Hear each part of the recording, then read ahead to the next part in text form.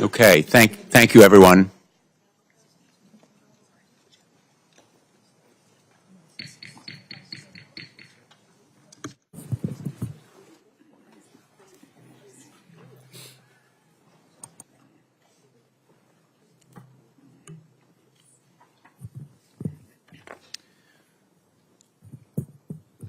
Well, thank you. We are going to go ahead and start this joint hearing, and I want to first begin by welcoming everyone. My name is Robert Garcia, and I'm the ranking member on the House Oversight Committee, and I especially want to thank Senator Blumenthal for his incredible leadership.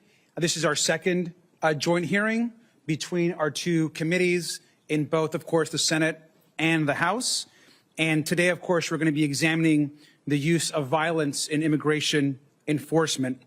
And so this is a very important moment for us as a committee, and of course, an important moment for us to understand what is happening across this country. And so we are, of course, excited to be here and understand how important it is for everyone to really understand what's going on at this moment. We're also going to be hearing from a variety of witnesses as well, and we're very grateful to everyone for being here. I want to also just mention that we're going to have members of the Senate as well as members of the House that are be coming in and out to ask questions. And so I want to welcome, of course, our members of the House Oversight Committee. And then, of course, we're going to be having members of the U.S. Senate here as well. I'm going to begin with some opening comments.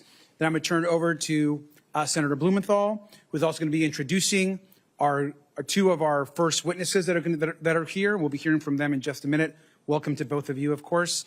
And then we'll be going on to questions after the two sets of opening statements. And so we'll go ahead and begin. I want to just note that we're here because the Department of Homeland Security, ICE, and of course, broader agencies across DHS are completely out of control. And because Congress has a responsibility to step in when constitutional rights are being violated. Now, in December, of course, Senator Blumenthal and I convened a hearing to call out the unlawful arrests of U.S. citizens detained by ICE and CBP. And since that time, the violence and the lawlessness has actually escalated. So we're going to continue to hold hearings, and we're going to continue to push back. I want to begin by just showing this chart right here. Now, back in July, Donald Trump and Republicans passed a law that cut hundreds of billions of dollars from health care and food assistance. And they used that money to hire thousands of ICE agents who are now terrorizing cities and killing United States citizens. Now, this chart shows how they made ICE the highest funded law enforcement agency in the history of the United States.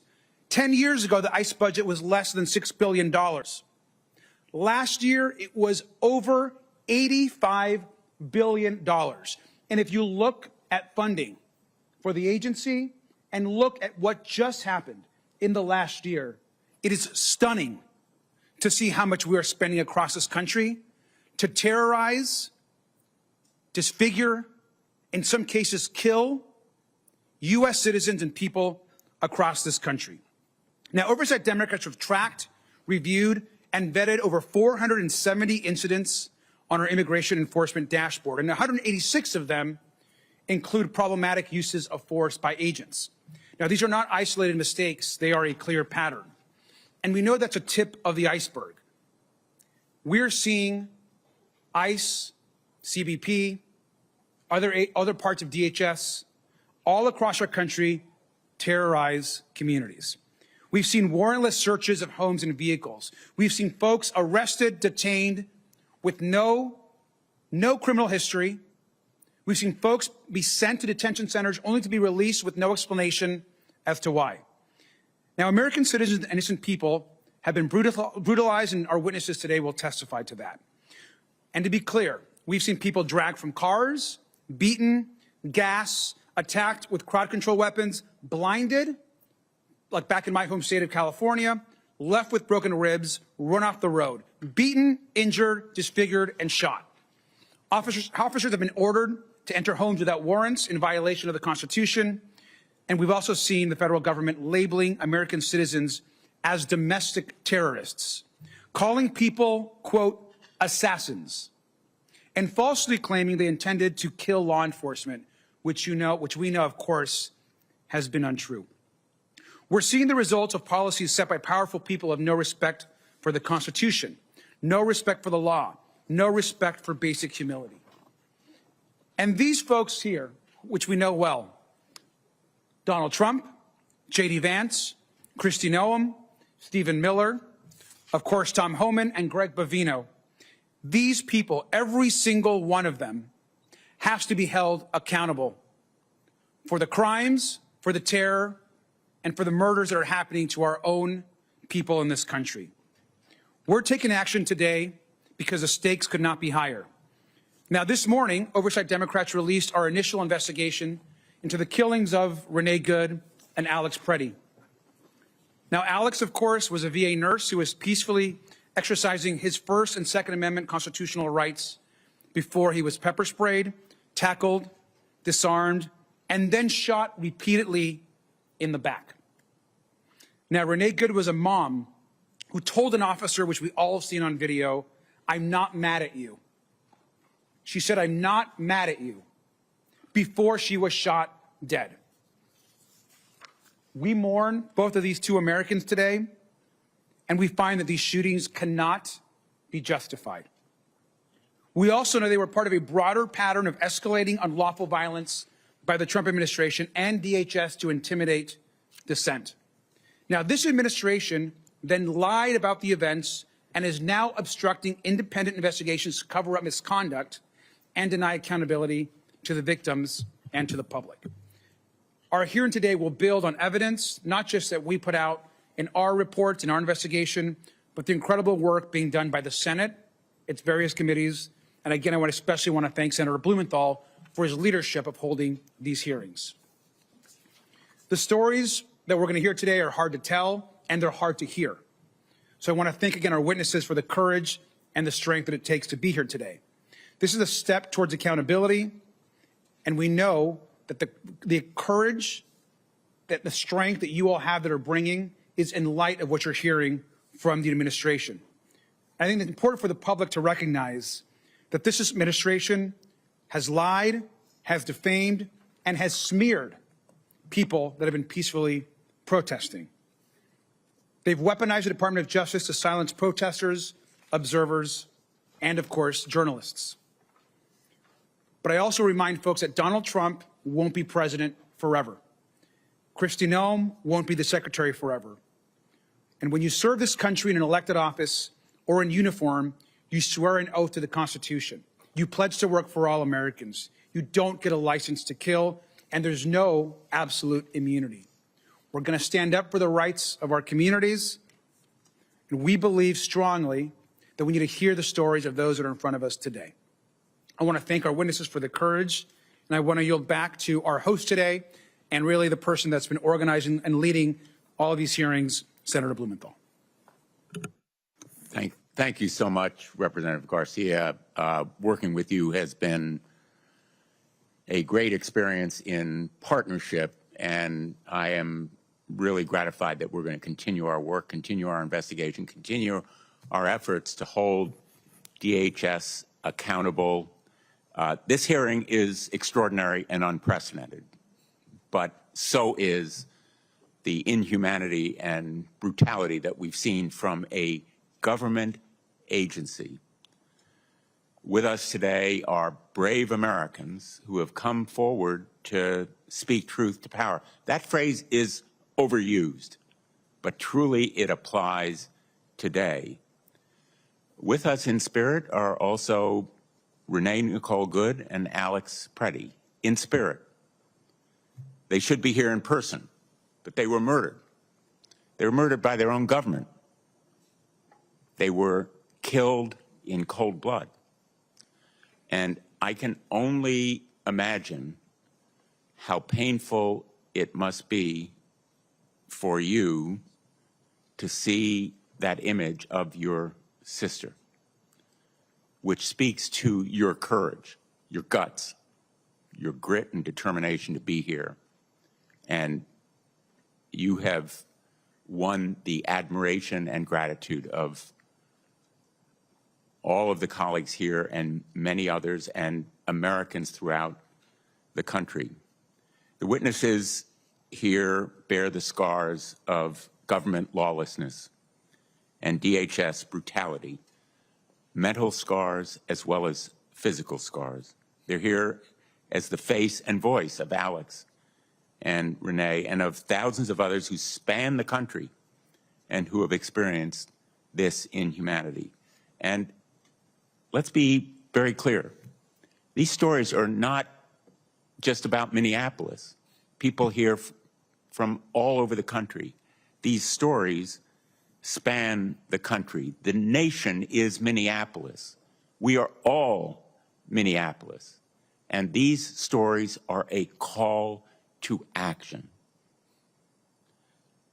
I was in this room just a few hours ago at a hearing of the Armed Services Committee. I sat on this dais as we heard from witnesses about our national nuclear security in the face of threats from enemies and adversaries abroad who have nuclear weapons. We are here about a matter of national security that is equally important to the one that we heard about this morning.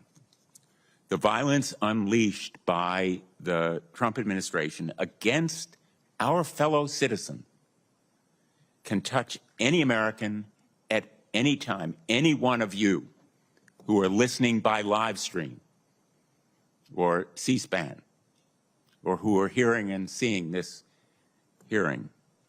Whether you're going to a church clothing drive, to make a donation on your way to a doctor's appointment, or even heading home from dropping your 6-year-old son off at school. Real stories we will hear today.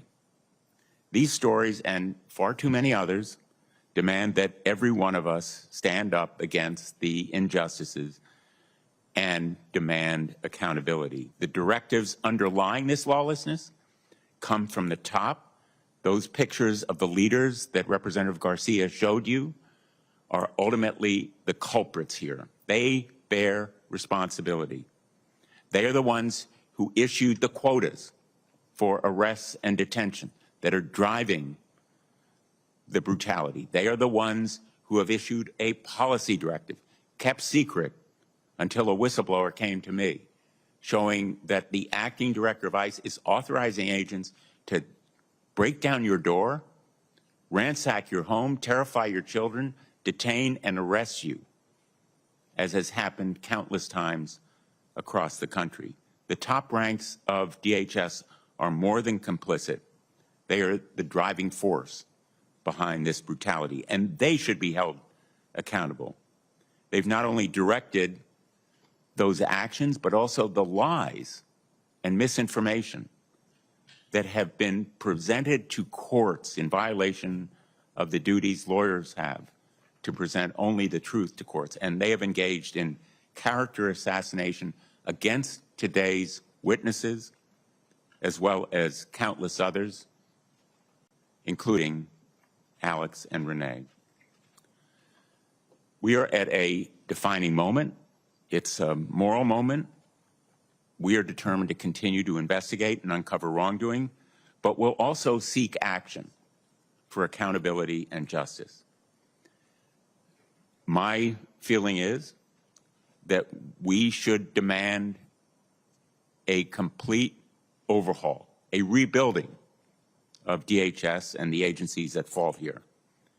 These reforms should include body cameras and identification on every officer, masks off at all times, rigorous use of force training and policies, independent investigations into acts of violence, and ongoing monitoring of these agents, a police force that has these kinds of systematic failings would be supervised by a monitor.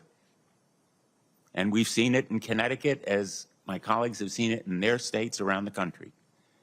And most important for me, rights of citizens to seek redress, rights of anyone to have recourse in the courts to make sure that agents violating their rights are held accountable. If you go to your local police chief and ask, what are the norms? Every one of the demands that I've listed here is going to be recounted to you, including a right of action on the part of people to seek accountability. It can be done with 4 words. 4 words.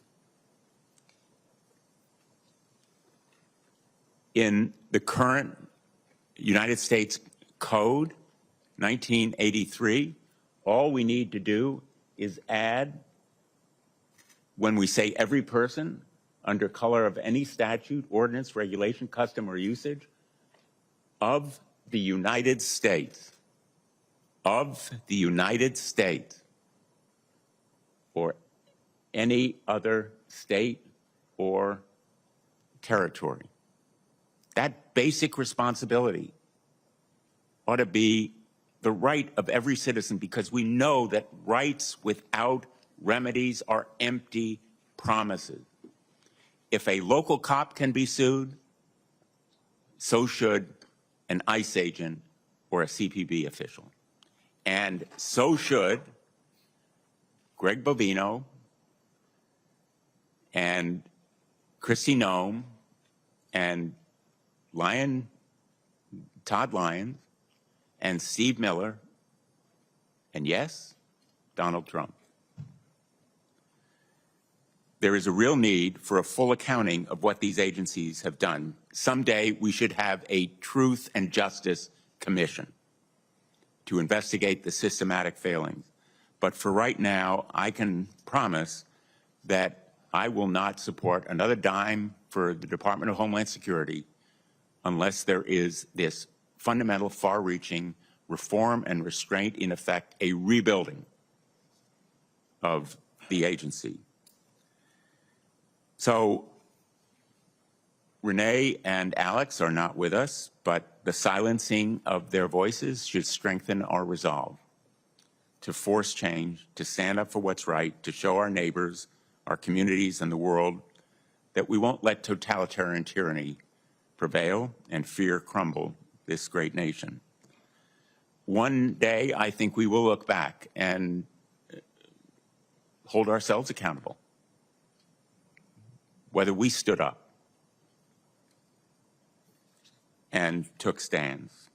Luke Granger and Brett Granger are showing that courage and strength today. And they're here to share some words about their sister. Luke and Brent, on behalf of all of us, I want to express again our gratitude, and we offer our condolences. Words are inadequate, but just know from our hearts, we are with you in spirit for this devastating loss, and we thank you for being here today. And I recognize you now for your remarks.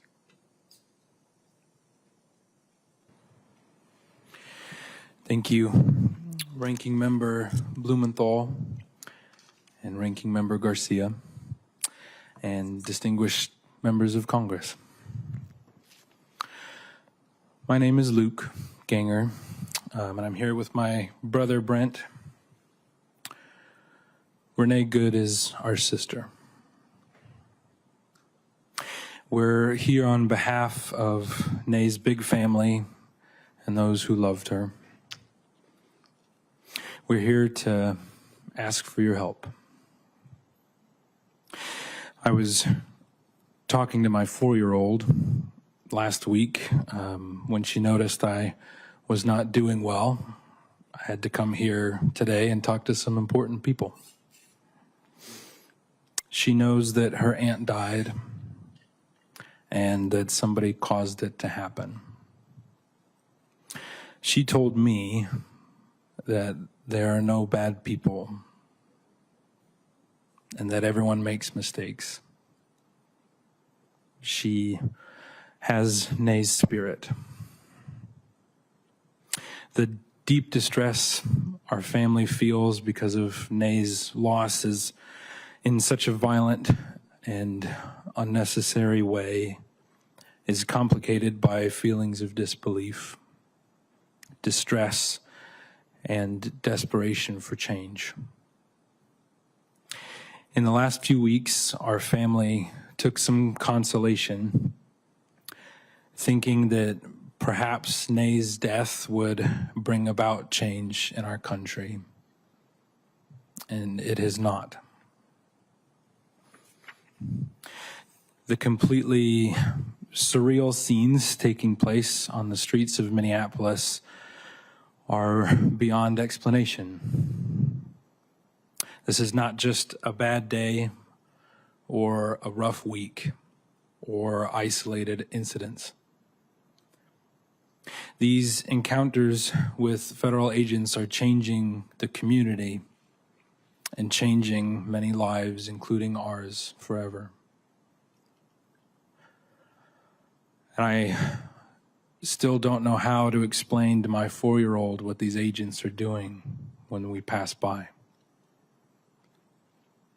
Our family is deeply grateful for the outpouring of love and support from the community in Minneapolis and from people across the country and around the world. The prayers and words of support have truly brought us comfort, and it is meaningful that these sentiments have come from people of all colors, faiths, and ideals. That is a perfect reflection of Renee, who carried peace, patience, and love for others wherever she went. Our family is a very American blend. We vote differently, and we rarely completely agree on the finer details of what it means to be a citizen of this country. We attend various churches and some not at all. And despite those differences, we have always treated each other with love and respect. And we've gotten even closer during this very divided time in our country.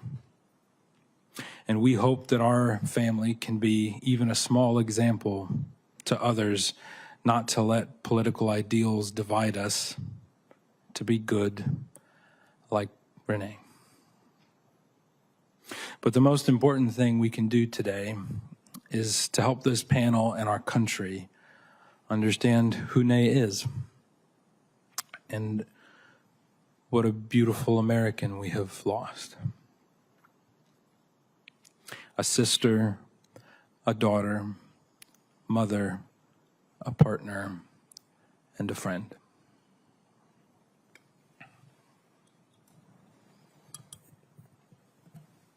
Good afternoon.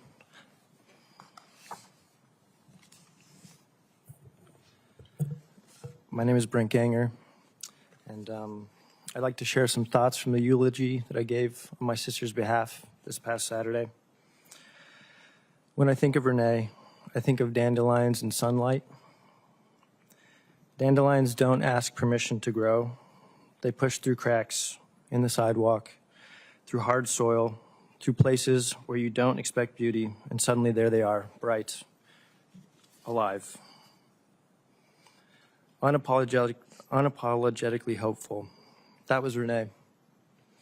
And sunlight, warm, steady, life-giving, because when she walked in a room, things felt lighter, even on cloudy days. Renee had a way of showing up in the world that made you believe things were going to be okay. Not because she ignored the hardship, but because she chose optimism anyway. She chose to look for what was good, what was possible, and what was worth loving. Nene loved fiercely, openly, and without hesitation. As a mother, Renee poured herself into love. The kind of love that shows up every day, that sacrifices quietly, that cheers loudly, that believes deeply. Her children were and are her heart.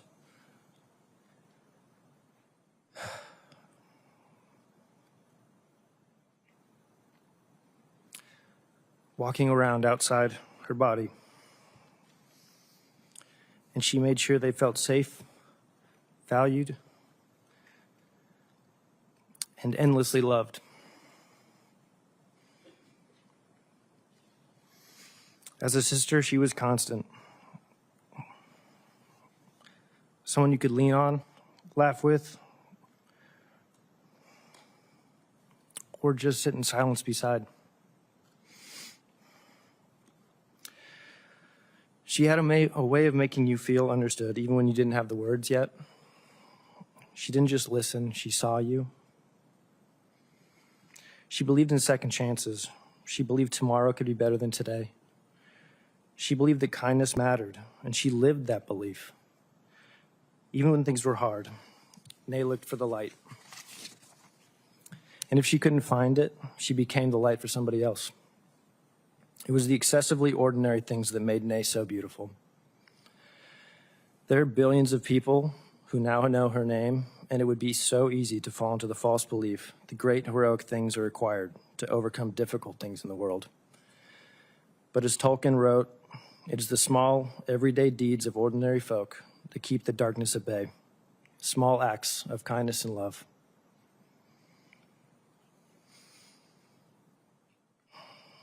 That's why the image of dandelions feels so right. People try to pull them up, overlook them, dismiss them, but they keep coming back, stronger, brighter, spreading seeds of hope everywhere they land. Renee planted those seeds in all of us. In her children,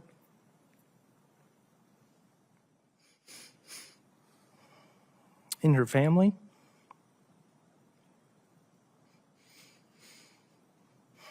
in friends, coworkers, and people who maybe didn't even realize they needed her light at the time. And sunlight. Sunlight doesn't ask for recognition. It just gives. It warms, it nurtures, it helps things grow. Renee did that for us. She helped us grow. She helped us believe in ourselves. She helped us see the good, even when life felt heavy. Renee is not gone from us. She's in the light that finds us on hard days. She's in the resilience we didn't know we had until we needed it. She's in the laughter, the memories, the love that continues to grow. Like dandelions, like sunlight, and like Renee. Thank you. Thank you. Thank you, Brent and Luke, for that really powerful appeal to the nation's conscience. And I hope to our colleagues on both sides of the aisle, and I hope that all of our colleagues will join in seeking the action that you just described that is so important, not just as a tribute to your sister, but as a way to prevent the kind of lawless brutality that caused her death, literally murder. So thank you for being here today.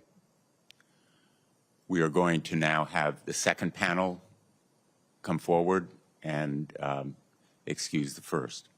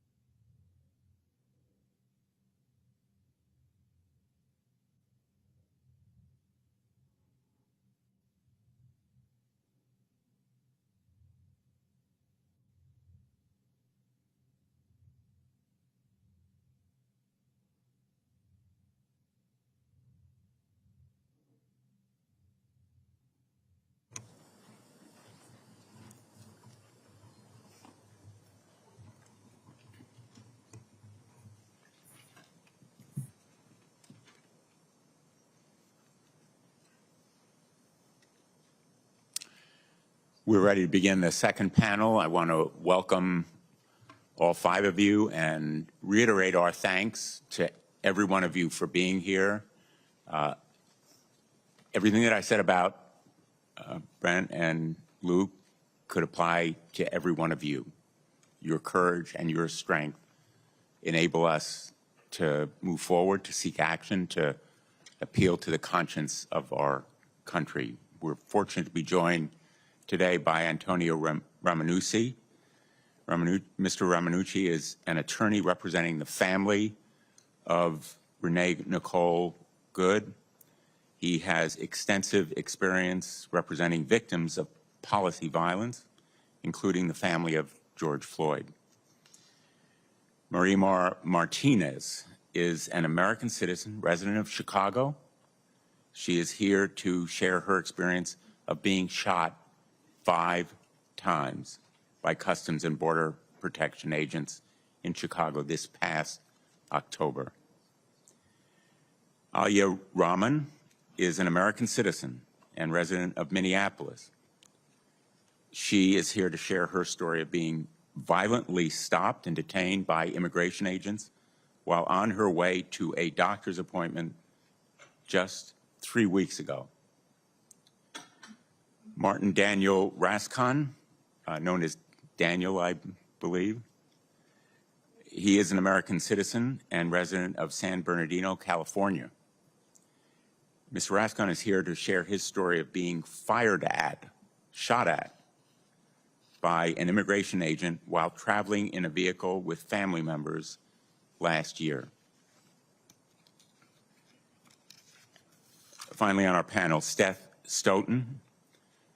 He is a former police officer and professor at the University of South Carolina School of Law, where he is faculty director of Excellence in Policing and Public Safety. He is here to share his expertise about the proper methods of policing, including when and where it is appropriate for police to use force. Mr. Ramanucci, we'll begin with your testimony. Ranking Member Blumenthal, Ranking Member Garcia, and distinguished members of Congress. My name is Antonio Ramanucci, and I am a civil rights and tort litigation attorney with the deep honor of representing the Renee Good family for her tragic shooting death by federal agents in Minneapolis. I have handled excessive force cases across the country for decades. My colleagues and I are deeply distressed at these invasions onto fellow Americans' civil rights by our own government that have gone well beyond the initial scope of removing criminals. The occupation by ICE and CBP in our cities is way beyond their mission, leading to unnecessary provocation that causes needless harm and death. These operations in multiple states have routinely and consistently included violations of the Constitution. We call for an immediate end of false narratives by federal officials about the victims of excessive force. The character assassinations and conclusions before an investigation has been started, let alone completed, must stop. In America, our leaders must be held to a standard of truth and responsible speech. There is no such thing as absolute immunity, and that perception leads to agents who behave with absolute impunity, leading to exaggerated and violent, provoked encounters with people. This is an unprecedented and deeply unsettling time, and the roadmap to navigating this national crisis lies within this august body. My job today will be to share information about the process to hold federal officers accountable for actions we believe are violations of constitutional rights in the face of other investigative bodies failing to do so. In Renee Good's civil case, our team has promised to provide transparency about what happened to her as we continue our independent investigation in an aggressive way, but also in a moral and ethical manner. We want to be the voice of reason for the country that wants to understand and deserves the facts. For example, we wrote and shared a letter to relevant federal agencies asking for responsible handling and preservation of evidence such as Renee's vehicle, records of the agent's declared injuries, his cell phone, and any statements he made about the use of force and protesters. At the family's request, we conducted an independent autopsy of Renee's body so we could better understand her injuries and her experience in those final moments. And we released some of those high-level results, again, to provide transparency and truth to Americans. And lastly, we are providing information to the public on reasonable policing policies and practices so people can view the video of Renee's death through that lens. The lens is a wide-angle one where the totality of circumstances must be viewed, and not just one frame. The United States legal system allows for individuals to pursue civil justice with the suit against a city, county, or state for the conduct of its officers and against the officers individually. These types of legal claims are made under what is called 42 U.S. Code Section 1983. This was part of the Federal Civil Rights Act of 1871 and is essential for accountability when an officer behaves unconstitutionally. Keep in mind that this act is 155 years old and desperately needs an amendment. However, similar legal action against federal law enforcement officers like ICE or Border Patrol is not currently allowed under Section 1983. There is a current possible path of civil recovery through the Federal Tort Claims Act, or FTCA, but this is challenging. It requires first the filing of a claim with the government agency that has harmed you, and then waiting up to 6 months for a reply. Our current paradox is that America should not require the permission of the federal government to sue the federal government for cases like Renee Good or Alex Preddy.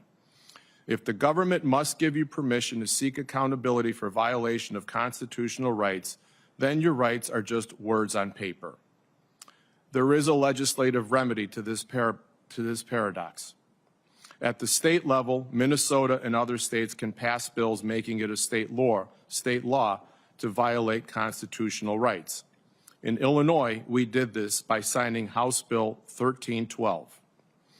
Congress can remove this roadblock to federal accountability by amending Section 1983 and adding 4 words, as you, Senator Blumenthal, pointed out, so federal officers can be sued civilly if their conduct merits it. The current language spells out that state, county, and municipal law enforcement can be sued, and Congress would only need to add the words "or the United States" to the list of governments whose officers could be brought to civil justice. It's that simple. I'm urging you to consider this amendment and fix a 155-year-old problem. The current path to hold federal officers accountable is narrow and an uphill climb, and that will not deter us in the Renee Good case. Please, let's not repeat a very recent moment in history when we said never again, and having Congress miss the opportunity to pass harm-stopping legislation seeking accountability when the law requires. I thank you. I thank this esteemed panel for your commitment to the truth, American values, and of course, our Constitution. Thank you. Ms. Martinez. Thank you. Thank you for having me here. Before I begin, I would like to take a moment to express my gratitude. Thank you, Chairman, for giving me the opportunity to be here today, for taking the time to hear my testimony. I give thanks to God. He has been a constant presence in my life and the source of my strength. Without him, I wouldn't be here standing. I am a living testimony of his grace. Sincerely, thank you everyone who has kept me in their thoughts and prayers and who has supported me since day one. From the parents at my school to my neighbors, to my family and friends, strangers near and far, from Mexico to Colombia, thank you all from the bottom of my heart. Esto es para toda mi gente inmigrante. My name is Marimar Martinez. I am a first-generation Mexican-American. As a survivor of this administration actions, as an advocate for those who do not have a voice, those that are pleading for justice, living in fear, and those who are asking for meaningful change and accountability. I come from a beautiful family full of immigrants. I am proud of my roots. I am born and raised in Chicago, Illinois, where I learned the values of resilience, community, respect, love, and hope. Those lessons have shaped me since childhood and continue to guide me through my adult life. On October 4, 2025, those values were tested when my life was nearly taken by my own government. This testimony is my attempt to give voice to an experience that words struggle to hold, but silence cannot justify. On Saturday, October 4, 2025, I woke up tired but committed to doing the fall cleaning I promised myself I would do that day. After 2 hours, I had successfully filled an entire bag of good quality clothes and shoes I wanted to take to donate to my local church. After a quick shower and a cup of coffee, I put the bag of clothes in the back of my car and headed towards the church. As I was getting close to the church, I noticed a SUV that appeared to be similar to the Border Patrol vehicles that had been invading our Hispanic neighborhood. In the previous week, I got a quiet but firm sense that something wasn't right. As I passed the vehicle, I noticed an overlight in the front windshield, no front plates as required in Illinois, an out-of-state license plate in the back. I then noticed a uniformed Border Patrol agent in the vehicle. As a 30-year-old USA citizen with no criminal history, I believed that I had nothing to worry about, but I was concerned for my friends, neighbors, based on the well-publicized incidents involving Border Patrol agents in our community over the past few weeks, arresting anyone with brown skin for no legitimate law enforcement reasons. For the next 15 to 20 minutes, I followed these Border Patrol agents through my neighborhood, honking my horn, shouting out "La Migra," to warn my neighbors about the presence of these agents who have been terrorizing our community over the past few weeks. As I did this, my neighbors started standing on the porches and sidewalks, joined in on this spontaneous life alert system and began setting off their car alarms to warn other neighbors. As the Border Patrol vehicle turned on Kedzie Avenue, I continued to beat my horn and warn my community. As we approached the intersection of 39th and Kedzie, my vehicle was 2 to 3 feet to the left of the Border Patrol vehicle. He started to swerve into my lane as he was driving. I made eye contact with the driver of the Border Patrol vehicle and watched as he turned the steering wheel once again to his left and sideswept my vehicle. I immediately froze, slammed on the brakes, and stopped my car. The Border Patrol vehicle stopped just 1 to 2 car lengths ahead of me. It seemed like time stopped. I knew from watching the news coverage of other Border Patrol encounters in Chicago that I was in danger. I watched the vehicle of Border Patrol agent killing Silverio Villegas Gonzalez just 3 weeks prior. I knew I had to get to safety before I was dragged from my car and likely beaten or killed. I drove forward and went around the Border Patrol agents, who jumped out of his car and pointed his gun at me. I moved to the far left lane, striking the curb on the far left side of Kedzie. The next thing I knew, I felt a burning sensation in my arms, legs, and that I had been shot by pepper balls, which I also seen these agents fire at people in our community. As I continued to drive past the Border Patrol agents, I could hear my back passenger window shatter, and I felt bullets continue to pierce my body.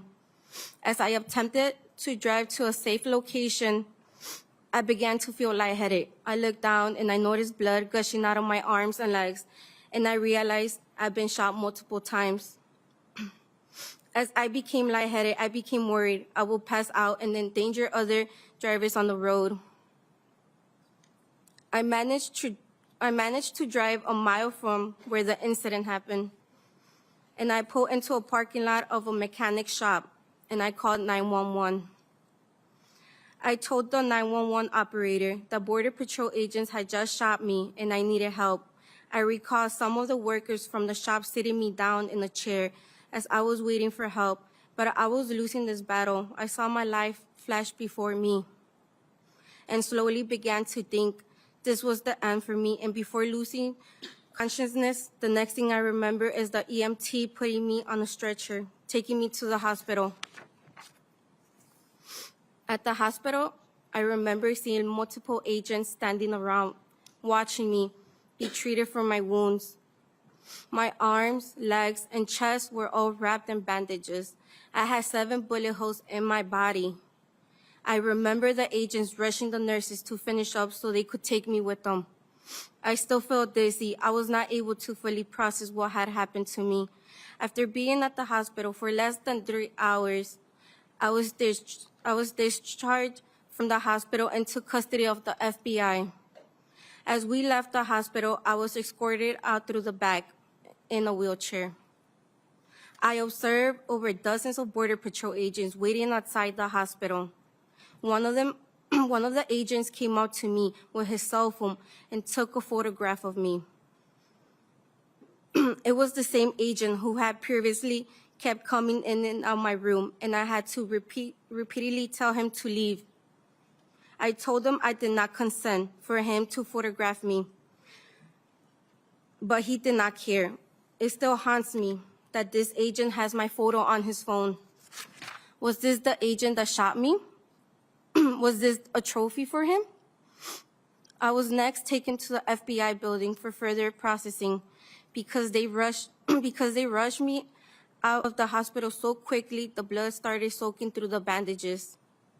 I heard the agents talking about how the jail will not accept me in this current condition.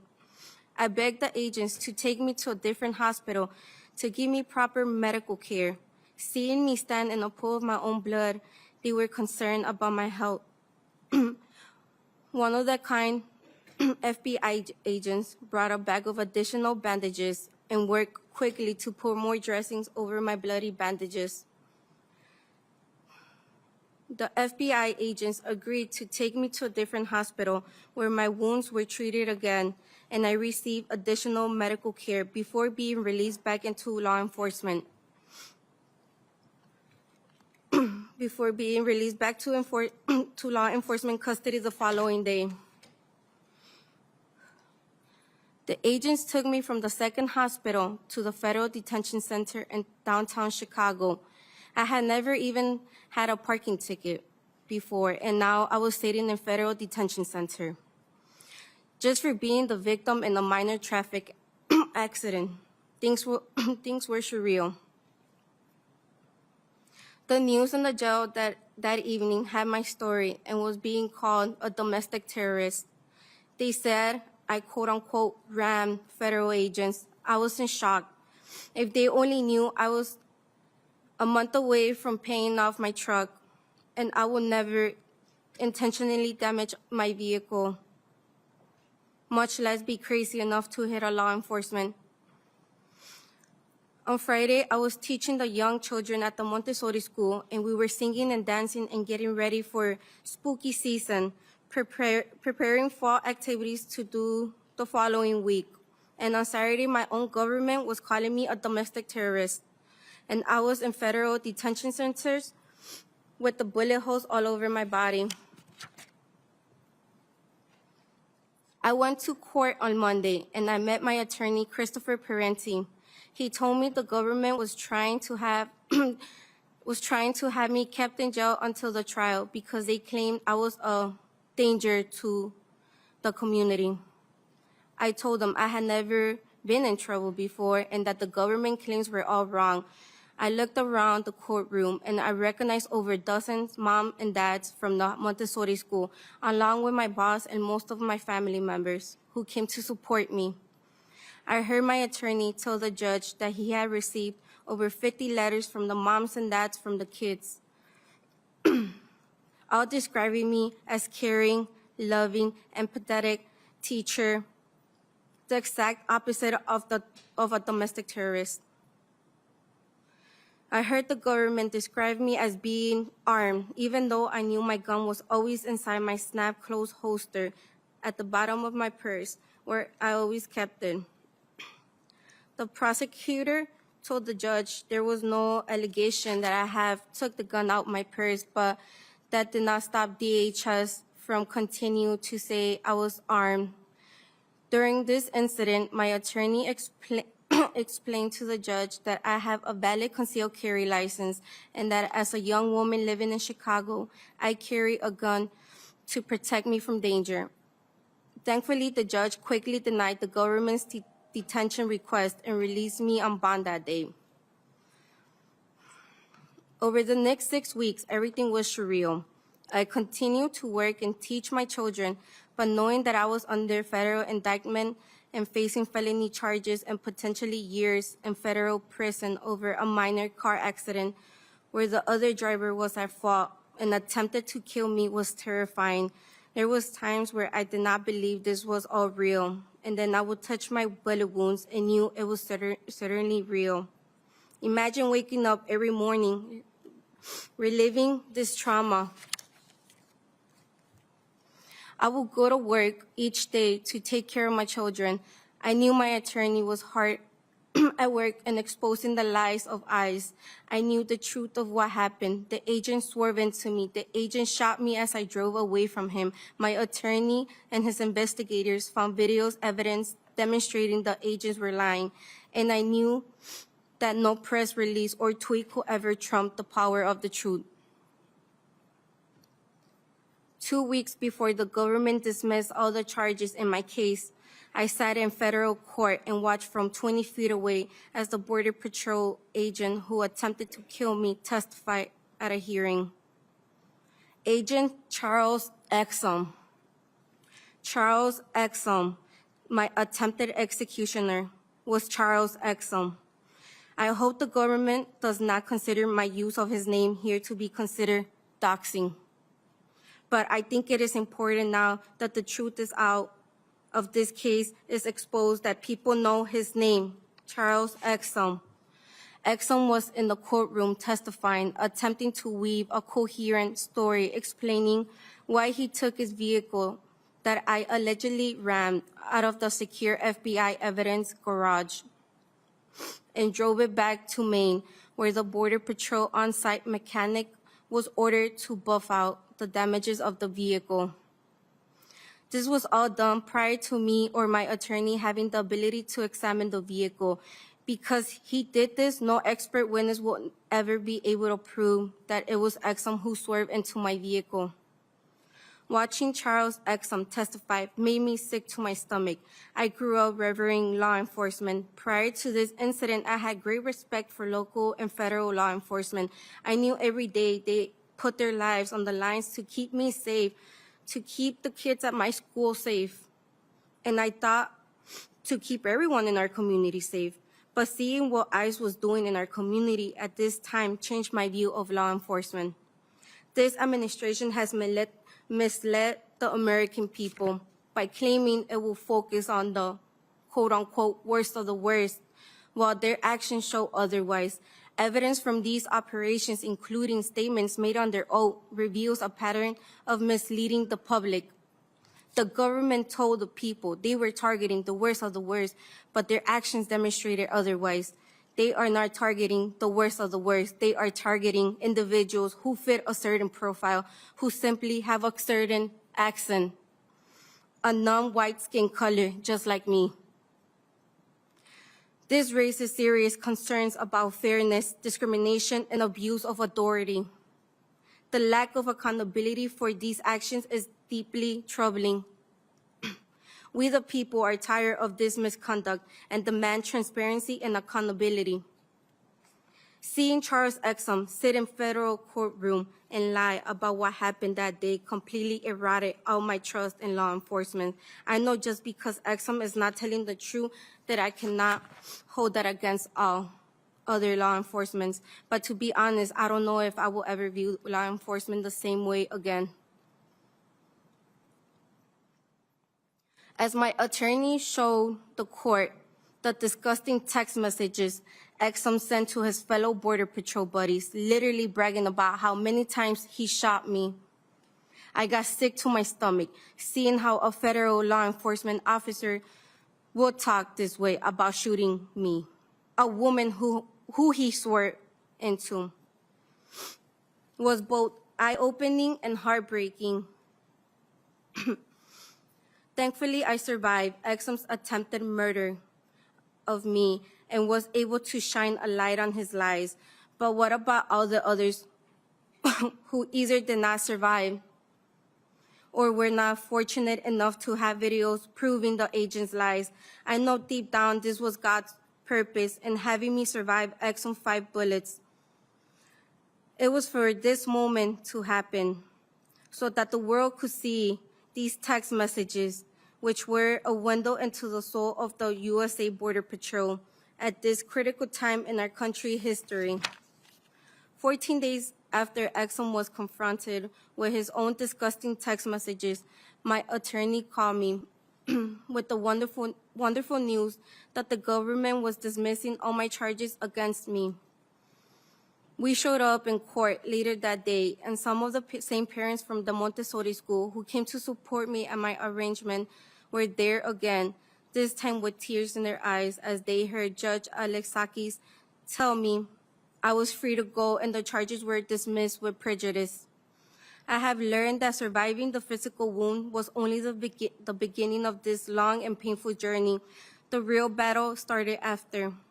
In the weeks that followed, I thought I would feel great, but still struggle. I struggle with the memories of the day, the initial swerving into me by Agent Exum, the shots ringing out, and the burning sensation as the bullets ripped through my skin and body.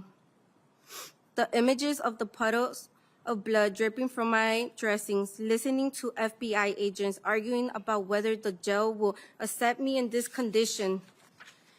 Later in federal prison, staring out through a small window looking out into Clark Street. As I struggle every day with the physical pain and the suffering, I cannot close my hand yet to hold the pen. I try to play with the children at my school, and I am in significant pain as I attempt to do things I was easily able to do before October 4. I attend weekly physical therapy sessions to work on these issues and hope one day I can move in the same way I was able to move prior to October 4. I know that what happened to me in the matter of seconds on October 4 will unfortunately be with me for a lifetime. The physical scars will always be there in the mornings and evenings when I get dressed and I stare at my body, now permanently disfigured by the 5 lead bullets Exum fired into me. They will be there this summer when I head to the beach with my dogs and family. They will be there when I get down on the floor with my students and work with them on their motor skills. And perhaps even worse, the mental scars will always be there as a reminder of the time my own government attempted to execute me, and when they fell, they chose to vilify me. I am Renee Good. I am Alex Preddy. I am Silverio Villegas Gonzalez. I am Keith Porter. They should all be here today. I know each of them would trade my bullet wounds a lifetime of mental distress and a heartbeat to be able to be back with their loved ones this afternoon. And we must also remember the countless other souls who lost their lives at the hands of these entrusted with authority. I know that by being a survivor, it is my duty to be here today to let you elected officials know what is happening on the streets of our country, because silence is no longer an option. This needs to stop now. Why do we continue to wait for more public executions when we have already seen the evidence in our TVs and computer screens? We have heard the testimonies. We have watched the pain unfold in real time. How many more lives must be lost before meaningful action is taken? The United States is and will always be a country of immigrants, built by immigrants. We are a country of love and tolerance. This is the land of the free, the land of the opportunity, and the great nation that people around the world aspire to call home. And prior to this recent war on immigrants, we were a country where law enforcement acted lawfully and appropriately, with respect of all human life. I am happy to see people of different nationalities speak up. This is the spirit of love, unity, and courage. This will make America great. I am asking you today, pleading with you, to please help bring back the America I grew up loving and idolizing. In America that values human dignity, protects life, and lives up to the ideals our founding fathers proudly proclaimed. If there's no justice for the people, let there be no peace for the government. Thank you for your time. Thank you, Ms. Martinez, Ms. Rahman. And I'm going to suggest to the witnesses that we stay to 5 minutes because we're running a little bit behind. Thank you.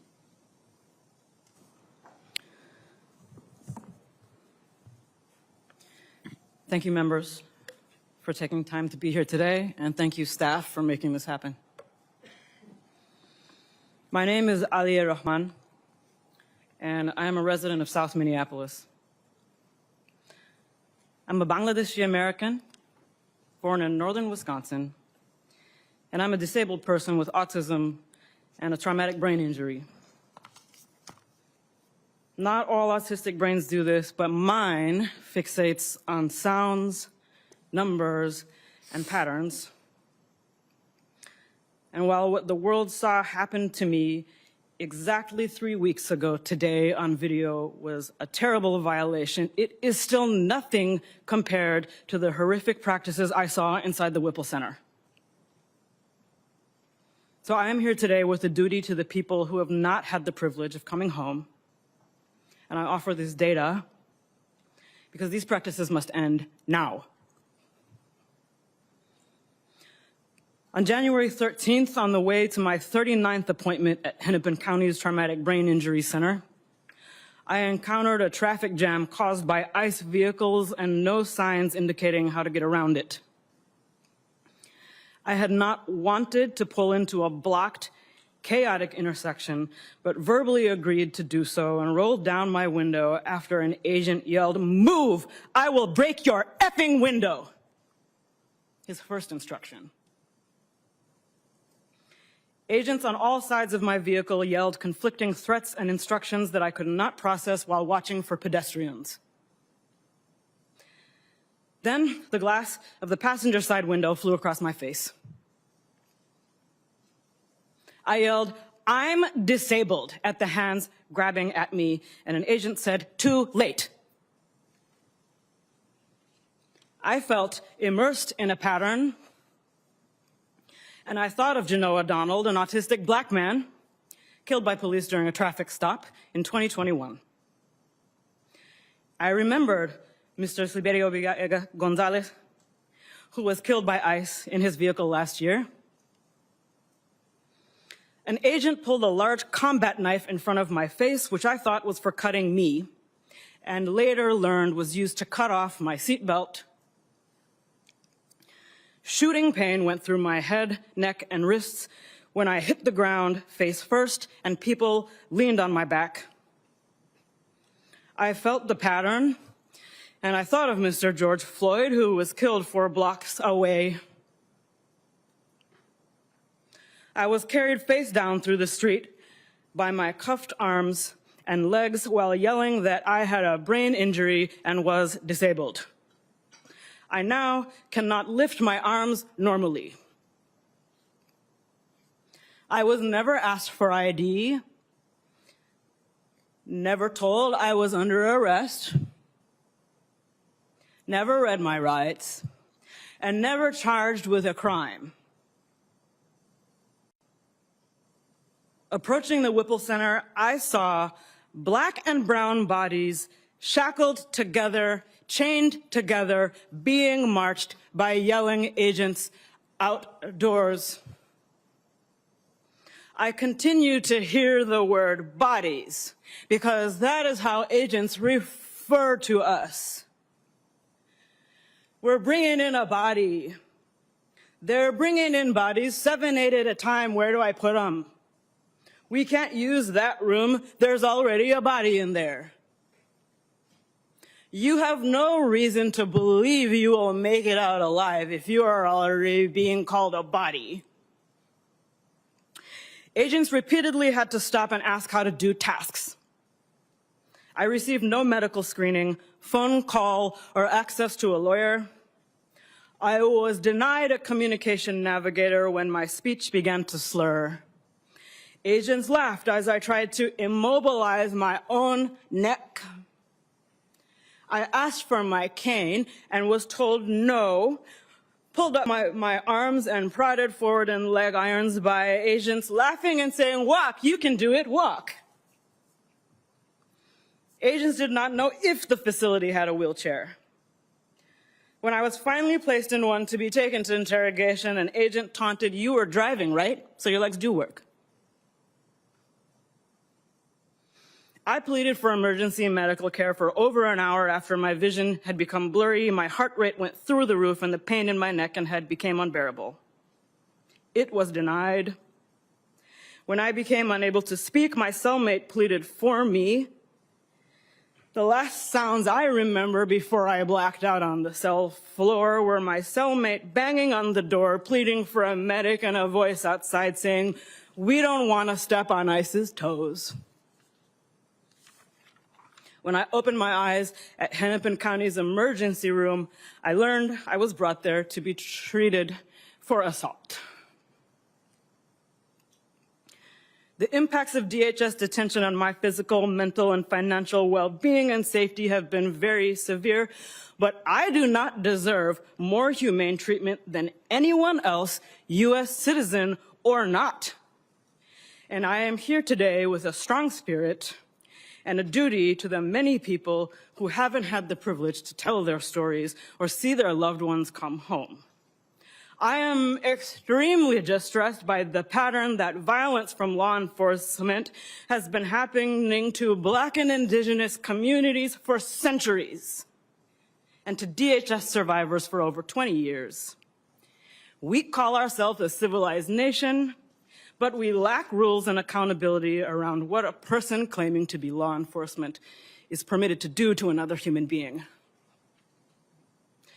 I am not afraid, and I'm not afraid to keep working on this problem even after ICE is gone. Thank you for your time. Thank you, Ms. Rahman. Mr. Rascon. Hello. Hello. Good afternoon. And thank you for allowing our story to be heard. I am Daniel Rascon, a 23-year-old U.S. citizen from SoCal. I'm the eldest of 3 brothers and father to a nearly 3-week-old baby girl.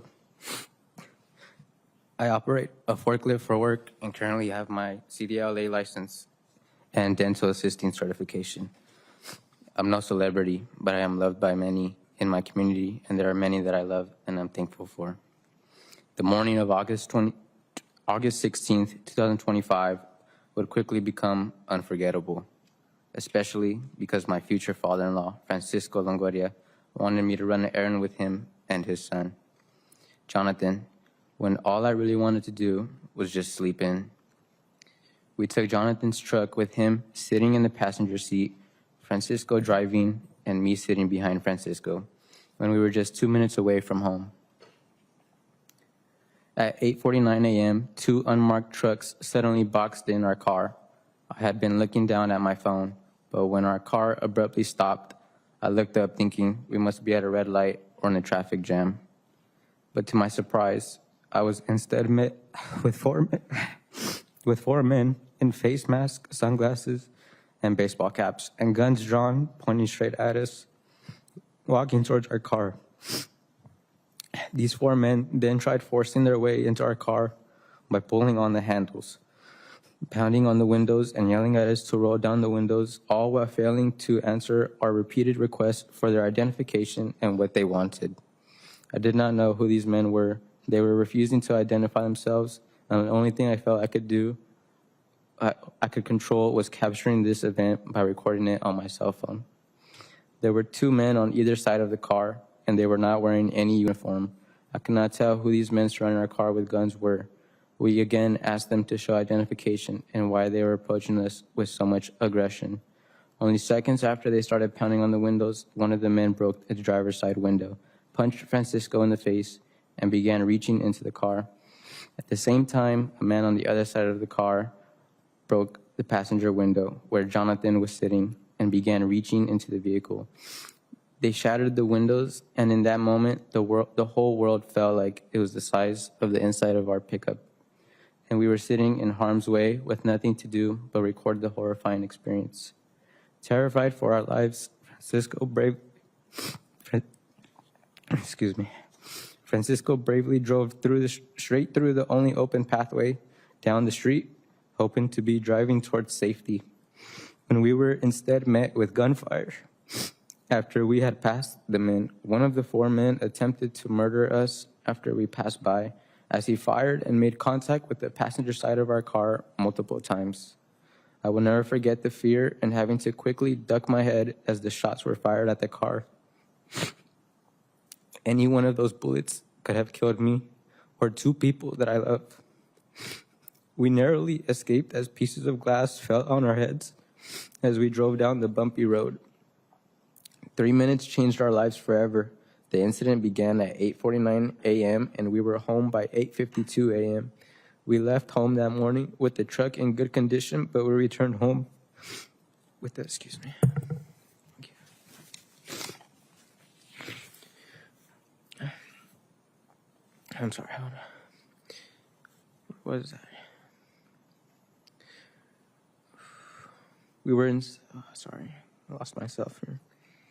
Yes. We were home by 8:52 a.m. We left that morning with the truck in good condition, but we returned home with a truck that had 2 shattered windows and bullet holes. We then called 911 to report that 4 men who were hiding their identity assaulted and shot at us. By 9 a.m., a police helicopter was flying over our property. Next thing we know, local officers showed up at our home, handcuffed Francisco, put him in the officer's car, and began individually questioning us. The officers then allowed the same 4 men who had just attacked us to come to our home.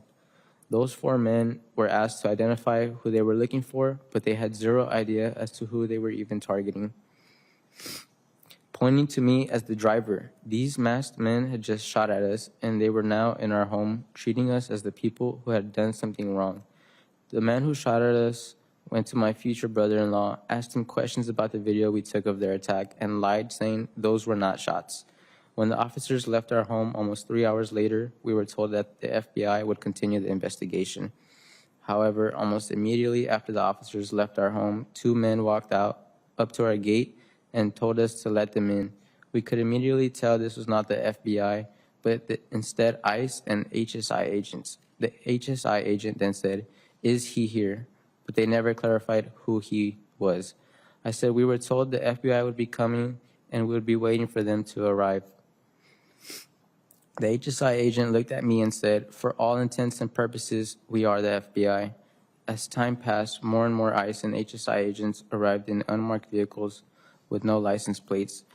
They had gear on and walked around our home with submachine guns, assault rifles, and holstered pistols, making sure to keep their hands on their weapons for fast drawing. The agents blocked every exit out of our home and shut the entire block of our neighborhood. More than 20 HSI ICE agents and more than 30 police officers were brandishing weapons ranging from paintball guns to a manned drone, flying and mapping out the layout of our home. Our home that used to be our safe place, now being used as a weapon against us to trap us and take advantage of our surroundings. Once the agents finished asking us questions and watching our recordings of the terrifying event, they left, but we no longer felt safe. We didn't feel like we could leave our home or operate normally in the world. How do you move on from knowing someone tried to kill you and people you love for no reason? Then just 2 weeks later, on August 28th, 2025, I was sleeping on the couch when I was woken up at 4 a.m. by horrified family members telling me that men were entering our property through our gate and surrounding our entire home.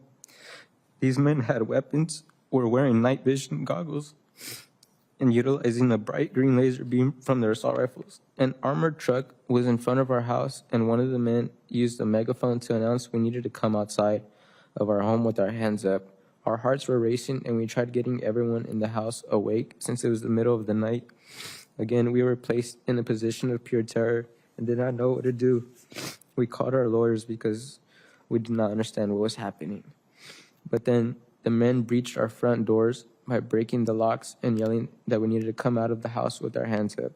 The agents pointed the bright lasers attached to their rifles at each of us inside the home. They even pointed their weapon at my fiance, who was pregnant at the time. We kept telling them she was pregnant and we would comply. I was surrounded and trapped in a room full of the ones I love and fearing for every single one of our lives. We kept asking for a warrant, and eventually they showed one, and we listened to their commands. Francisco was in his sleeping attire, and we begged them to allow us to give him a shirt and socks since it was cold outside, and we did not know where they were taking him or what they would do to him. We then watched as they took him away, breaking our hearts. Eventually, Francisco went in front of a federal judge who validated that the incident was scary to watch from the recording inside our vehicle. Despite the lies and misinformation given by the agents, the judge believed our truth, and eventually the federal charges were dismissed. However, Francisco was taken to immigration custody and held for 3 months, where he had to endure horrible conditions. Months later, Francisco was released on bond and able to witness the birth of his first grandchild, my daughter. Yet our fight for justice is not over. We will carry this incident with us forever. Thank you, Senator Blumenthal and Senator Garcia. Thank you very much, Mr. Rascon. Ms. Soden. Thank you. Thank you, Senator Blumenthal, Representative Garcia, members and staff. My name is Seth Stoughton. I'm a law professor at the University of South Carolina, faculty director of the Excellence in Policing and Public Safety program there. My comments today are my own and do not necessarily reflect the views of my employer. I've spent the last 13 years studying policing. I'm also a former police officer. This administration's approach to immigration enforcement falls far short of professional norms. This is not policing. This is not normal. And this is neither professionally nor democratically acceptable. I want to be clear that my comments are not about federal immigration policy. Reasonable people can disagree on policy and yet still agree with something more fundamental, that any enforcement must be performed professionally, legally, and safely. That is not what we see right now. Instead, we see a lack of interagency collaboration or even basic communication, reducing both efficiency and public trust. We see poor tactics that put community members and federal agents themselves in unnecessary danger, and we see profound failures of leadership after critical incidents that never should have happened. With regard to interagency collaboration, federal law enforcement has partnered with state and local agencies for generations. Highly targeted police efforts have long been known to be the most effective approach to enforcement, but they depend heavily on local knowledge, relationships, and expertise that federal agents lack. Today, we see federal immigration authorities simply ignoring established channels of communication, demanding state and local agencies blindly comply with federal priorities in contravention of basic tenets of federalism. We see federal immigration authorities sending in agents who appear to have no connection with, insight into, or even basic concern for the communities they are in. Having deprived themselves of a scalpel, federal officials have fallen back on the hammer, using dragnet-style enforcement tactics that are demonstrably overbroad. According to government data, more than half of ICE detainees have no criminal record, and only a very small percentage have been convicted of any violent crimes. We see similar departures from established professional norms when it comes to what immigration officials are doing in the field. Professional policing depends on clear identification, including uniforms, badges, and, in most cases, visible faces. Thank you. That reduces the risk of tragic misidentification, both blue-on-blue shootings and defensive violence by confused citizens. By contrast, recent federal operations have involved officers in plainclothes and masks, sometimes refusing to identify themselves even when asked, leading to dangerous confusion. Among other things, local officers have responded to kidnapping and shooting in progress calls. In one incident, a local officer drew his weapon on a motorist that he saw pointing a gun at someone else, only to later learn that that motorist was an ICE agent. Professional policing also depends on sound tactics to keep officers and community members safe. This includes, among other things, attempting to de-escalate passively non-compliant subjects, such as those who fail to exit their vehicles when initially commanded to do so. But we see federal agents rushing vehicles, prying on door handles, and breaking windows within seconds of initiating an encounter. This is substantially more likely to scare a non-compliant subject into actively attempting to escape a potential assault. Good tactics include preemptively avoiding the risk of being struck by a vehicle by not stepping in front of vehicles. But we see federal agents taking and maintaining positions in front of vehicles.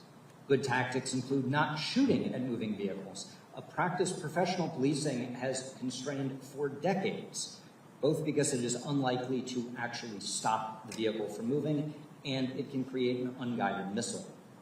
There have been at least 10 instances of federal immigration officials doing exactly that in the past few months. We've also seen uses of force that appear on their face to be deeply problematic or simply outright excessive. An agent in Cicero, Illinois, deploying pepper spray into the window of a moving vehicle with a toddler inside. An agent in Chicago who, from a position on a nearby roof, shot a minister who was standing on the sidewalk below in the head with pepper balls. And agents in Minneapolis, New York, Los Angeles, and elsewhere shoving people to the ground, including some people who appear to have no idea that they are even being approached by agents, to say nothing of the stories you've already heard from other witnesses today. When the actions of a law enforcement officer results in a loss of life, as we've seen most recently with the killings of Renee Good and Alex Preddy, professional policing should follow a disciplined protocol. Conduct a thorough investigation while sharing what is known, identifying what is unknown, and avoiding speculation. Competent leaders know that premature narratives can contaminate investigations and corrode trust. But we've seen senior officials issue definitive, exonerating conclusions within hours of an incident, far sooner than would be possible with any careful inquiry. We've also seen public claims about absolute immunity that are legally incorrect. These statements signal that any oversight is purely performative, that accountability and outcomes are preordained. More troublingly, we've seen traditional accountability mechanisms sidelined in ways that repeatedly prompted resignations by experienced attorneys and investigating agents. This is an extraordinary warning sign that critical safeguards are being bypassed or weakened. We are in the terrifying position of seeing federal agencies unwilling or unable to conduct the kind of thorough, meticulous investigations that these incidents demand, or even denying that any investigation is necessary, when we can plainly see that it is.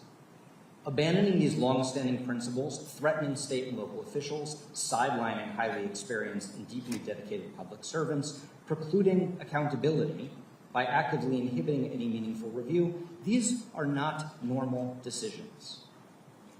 History suggests that these are the hallmarks of authoritarianism. These deviations from long-standing professional norms should be deeply concerning.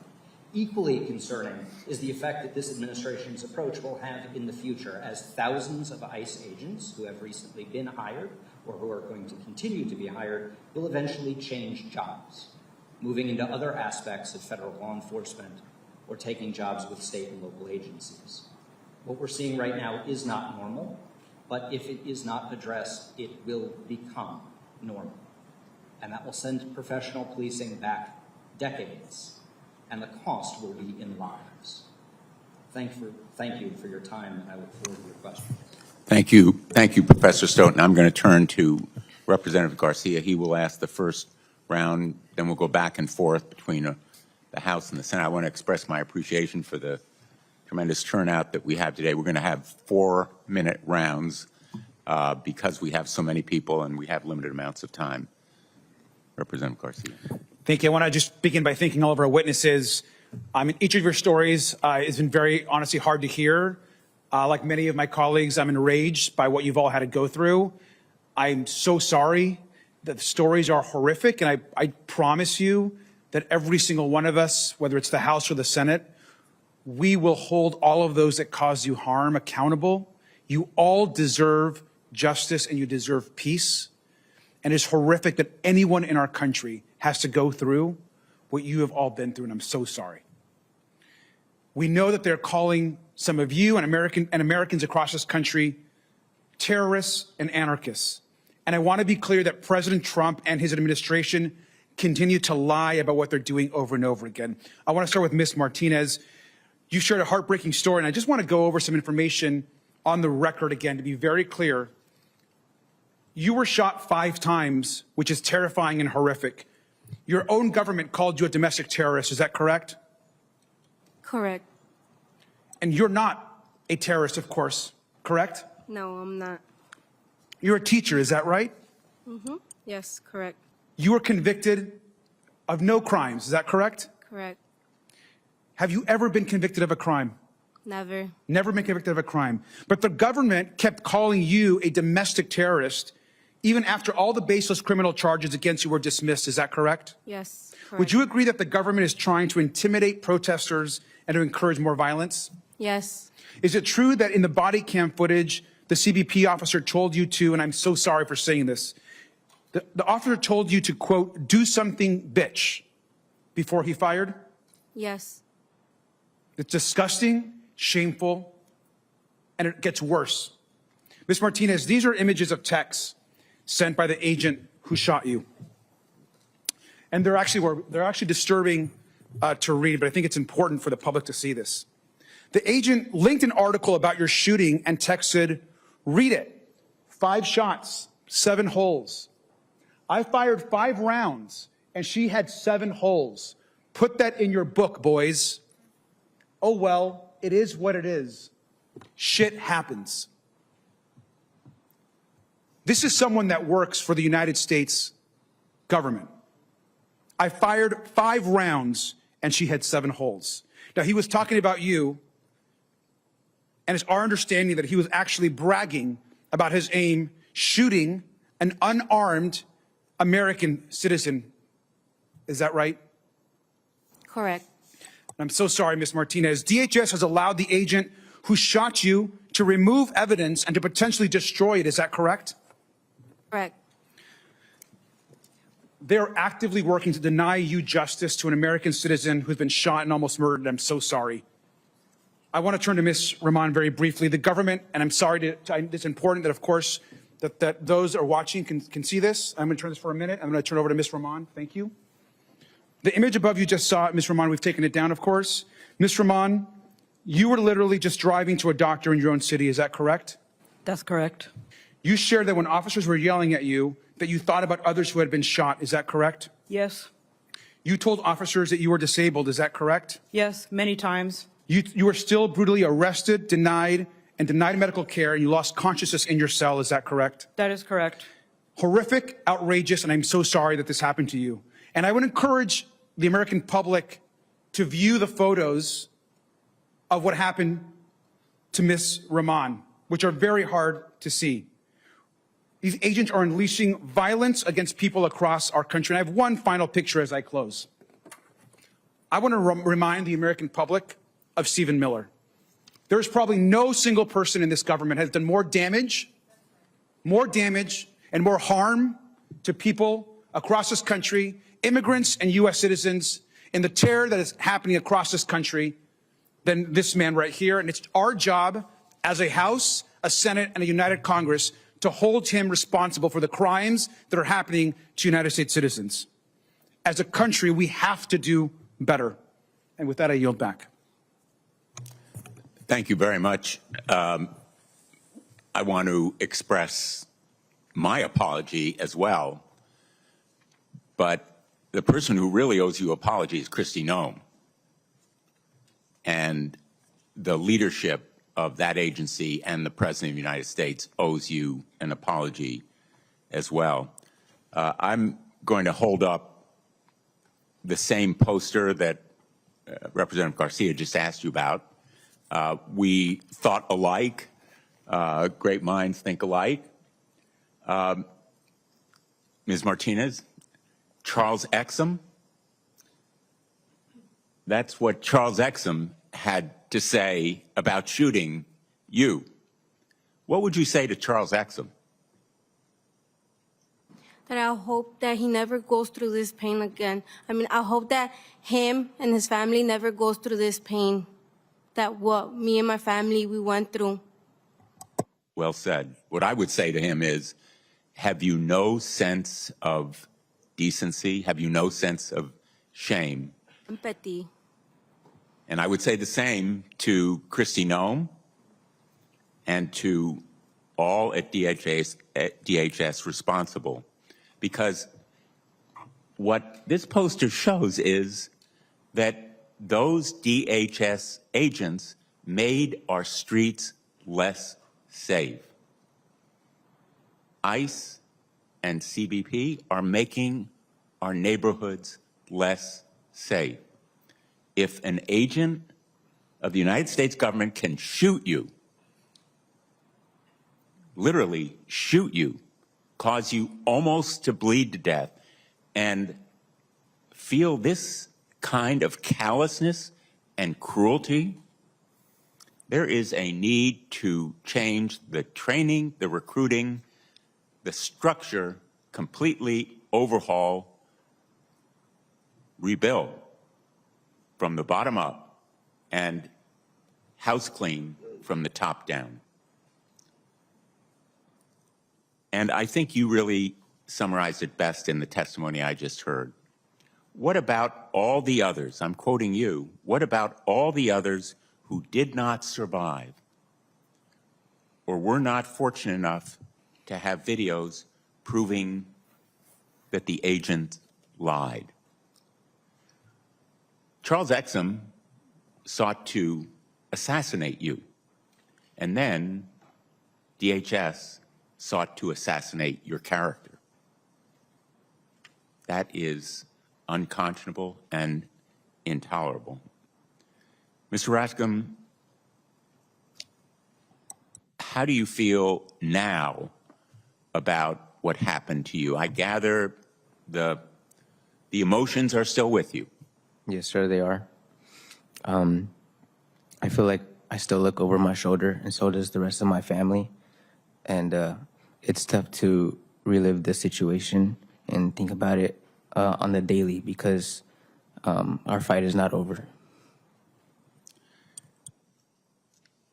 I would like to ask you, Ms. Rahman, because your outrage and your anger was so powerful, whether you would endorse the kind of remedies that would enable you to bring a lawsuit against the agents who so brutally abused you. Yes, this is a solvable problem. I'm very angry that it's not being solved.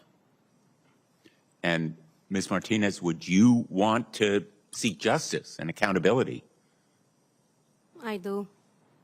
Mr. Rascom? Yes, sir, I do. And just finally, I'd like to ask this entire panel, all the United States citizens here, please raise your hand. Thank you, and thank you for being here.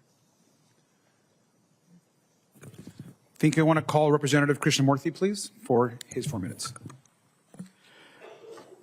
Thank you very much, and thank you to the witnesses for your courage in coming here and telling us your testimony. Mr. Stoughton, during Operation Midway Blitz, Secretary Noem posted on Twitter the following. She said, "We will make America cities safe again. Chicago, we're here for you." I'm a representative of the Chicago area, so this was something I paid attention to. Let's look at what DHS has done to, quote unquote, make Chicago safer. According to the Chicago Sun-Times, In November, a federal agent pepper sprayed this 1-year-old baby in a Sam's Club parking lot in Cicero. That didn't make people safer, right? It did not. And Chicago wasn't safer when, according to CBS, ICE agents tased Edgar Ruiz, pictured in this middle panel, a U.S. citizen, in the face after he didn't open his car door to allow them in, correct? And it didn't make my constituents in Elgin, Illinois, safer when, as ABC7 reported, ICE agents in this panel here deployed tear gas and smoke bombs in a residential neighborhood against peaceful protesters, right? And my constituent Evelyn, an 18-year-old U.S. citizen, was not safer when she was dragged from her car and tackled by agents in a residential neighborhood, as reported by Chicago Tribune, right? Certainly not. And Ms. Martinez, you were certainly not safer when, according to your own testimony today, you were shot with 5 bullets. Is that right? Correct. Let me turn to the story of Mr. Silverio Villegas Gonzalez. Here's a picture of Mr. Silverio Villegas Gonzalez. Mr. Romanucci, he dropped his kids off at school one morning, and then ICE agents stopped his car. When he tried to drive away, the agents claimed that they, quote, feared for their lives and then shot him in the neck. Mr. Villegas tragically died of his injuries. Mr. Romanucci, videos from the scene do not show Mr. Villegas Gonzalez hitting or attacking the agents. You're not aware of any evidence to the contrary, right? I am not aware of any of that. DHS also claimed an agent was, quote, seriously injured, but body cam footage showed the agent in question said his injuries were, quote, nothing major. You're not aware of any evidence to the contrary, right? I am not, and that is very typical of the cover stories that we hear and the false narratives in order to defend their actions. There was no evidence. This is part of a pattern. As you know, Mr. Romanucci, Mr. Villegas Gonzalez was stopped and then he was shot dead. The nation knows the names of Renee Good and Alex Preti, but let us please not forget Mr. Silverio Villegas Gonzalez, a Chicagoan and a father of 2, pictured here. Let me turn to another topic. Mr. Stoughton, in a ruling on DHS's excessive use of force, U.S. District Judge Sarah Ellis accused Greg Bovino, a commander in the Customs and Border Patrol, of, quote unquote, outright lying. That's what this poster shows, and that's what he did in a court of law, right? Yes. In fact, during his deposition, Mr. Bovino falsely claimed and lied that he was attacked before he deployed tear gas at peaceful protesters in Little Village in the Chicago area, correct? Yes, he lied about being hit in the head with a rock prior to deploying chemical munitions. That did not happen. It did not happen. He also lied about something else. In court, he falsely claimed that he did not tackle a protester to the ground during a demonstration outside of Broadview's ICE facility. But here are the pictures of him doing just that. He lied, and he lied again. I've already called for Secretary Noem to be fired or impeached. Today, I'm calling for Greg Bovino to be fired. In addition, he must be investigated and held accountable for his actions, and I believe crimes, in Chicago and across the country. Thank you, and I yield back. Senator Klobuchar. Thank you. I want to thank Brent and Luke for their powerful testimony earlier and for being with us to honor the memory of their sister and my constituent, Renee Good. Senator Smith and I had the privilege to meet with them ahead of time. I also want to thank you, Ms. Rahman, for coming forward in the hardest of circumstances to tell your story of, despite the claims that ICE's focus is to go after the worst of the worst, the most violent offenders. In fact, they went after you when you were on your way to a doctor's appointment. Our state is once again the center of America's heartbreak, but I hope my colleagues see that we're also the center of America's courage and hope. Courage and hope when 50,000 people march peacefully in below zero weather. Courage and hope when neighbors are helping neighbors and people they've ever even met. And courage and hope when you, Ms. Rahman, are willing to come forward and Renee's brothers are willing to testify in her memory. So I had seen the video, Ms. Rahman, of what happened to you, but hearing your story is even more chilling. Could you talk about the chaos in the moment as you're just driving to a doctor's appointment that made it hard for you or really any other person to figure out what to do? Yes, there are no signs. There's no sign of the skill that elementary crossing guards have. There's no single person giving instructions. Inside the Whipple Center, it is like that also. And I have an auditory processing challenge that means multiple voices sound like they're at the same volume. I did comply with at least one of those people. Okay, thank you. Thank you very much. And I think when you listen to the professor talk about right policing and how it's supposed to work, or our Minneapolis Police Chief O'Hara, who's been very outspoken on this, part of the problem is you have these people that are not police officers in our state. They're not following the rules of conduct, and you were a victim of that. Mr. Ramanucci, I know you're representing Ms. Good's family, but I'm sure you've also heard about to your firm other constitutional violations. I just use examples that may not be your clients, but the 2-year-old deported that my office worked on in the middle of the night to get this little girl back. The 5-year-old Liam, who was brought back, and people were very happy about that, with his little blue hat with the ears and his Spider-Man backpack. And we just found out today that the Deputy Attorney General has announced that they're appealing that ruling out of Texas. The Hmong elder who was pulled out in his underwear when they figured out they had the wrong guy, and he was driven around for an hour, and then they realized the guy that they were trying to get was already in jail. Publicly available information had been for years. Can you talk about the repeated constitutional violations happening in my home state? Madam Senator Klobuchar, we see this routinely. It's cringeworthy to watch the video every day on the news and to see what is happening in Minneapolis to American citizens who are having their rights violated consistently, routinely. It sounds like a schoolyard when you're saying constitutional violation, First Amendment, Second Amendment, Fourth Amendment, 10th Amendment, 14th Amendment. It's like we're reciting something. It is consistent, it's routine, and it must be stopped. There needs to be accountability. Without accountability, we will continue this day in and day out until law enforcement officers are able to be held accountable. And speaking of that, how does the Trump administration's refusal to cooperate with our state attorney general's office, Keith Ellison, our local authorities, refusing to have the Minnesota Bureau of Criminal Apprehension investigate your clients' families' loved ones' case, interfere with holding people accountable? Well, it absolutely starts with the false narrative that officers, law enforcement officers, have absolute immunity, because that gives them the right to think they have absolute impunity. And without any significant parallel investigation or cooperative investigation, there cannot be accountability either on the civil side, administrative side, and certainly there's going to be compromise then on the civil side without meaningful, transparent, real investigation. Thank you.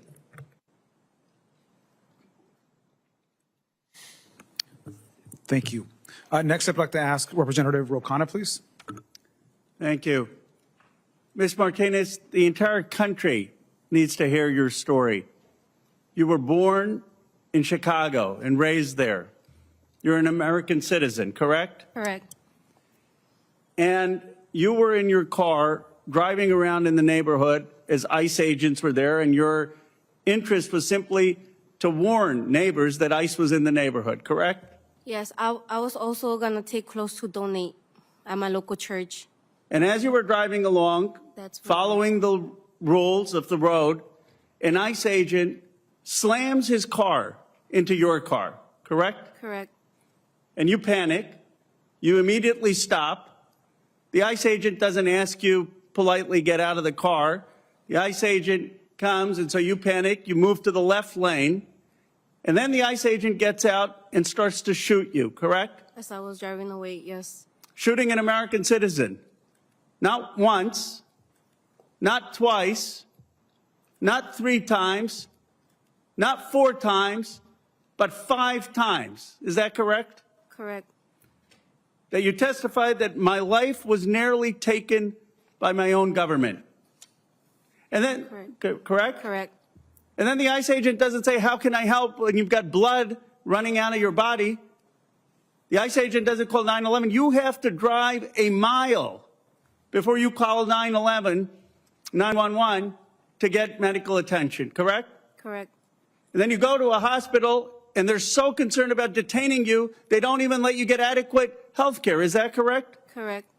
You have to beg them to take you for medical care Correct. as an American citizen. Correct. And then you're arrested, detained, and called a domestic terrorist after this ICE agent shot you 5 times. Correct. I'm angry on your behalf, Ms. Martinez. Tell me, what do you want this government to do to apologize to you and make you whole for what happened to you? Apologize and accountability. That's all I want. Just a sorry.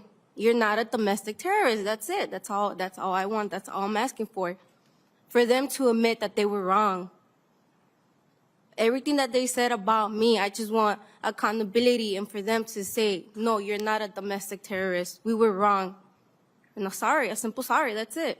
And I know you mentioned Charles Exum, the agent who shot you 5 times. Correct. I believe he should be arrested. I believe he should be prosecuted. I believe it is outrageous what happened to you. This government owes you an apology, and I appreciate your courage for telling your story here today. Thank you. Senator Padilla. Thank you both, Senator Blumenthal and Representative Garcia, for convening us once again on these difficult but necessary conversations and to bring these stories to light. And I want to thank all the witnesses for your participation here as well, for your bravery, for your courage to share your stories, particularly Ms. Martinez, Ms. Rahman, and my constituent from California, Mr. Rascon. I know it's not easy. It's time on your part, emotion on your part, so fresh because of what has happened to you and to your families.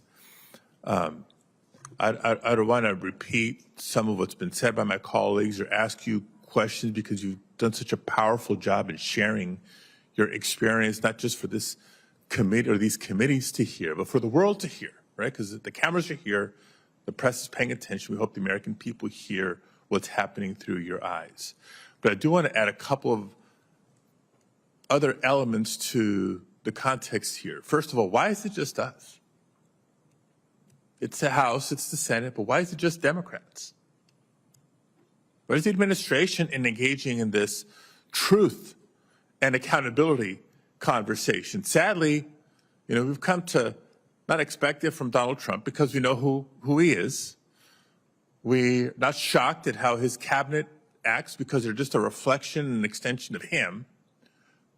Let's not let our Republican colleagues off the hook because under normal circumstances, regardless of who's in the majority, when tragedies like this happen, congressional committees convene to conduct our job to provide that oversight.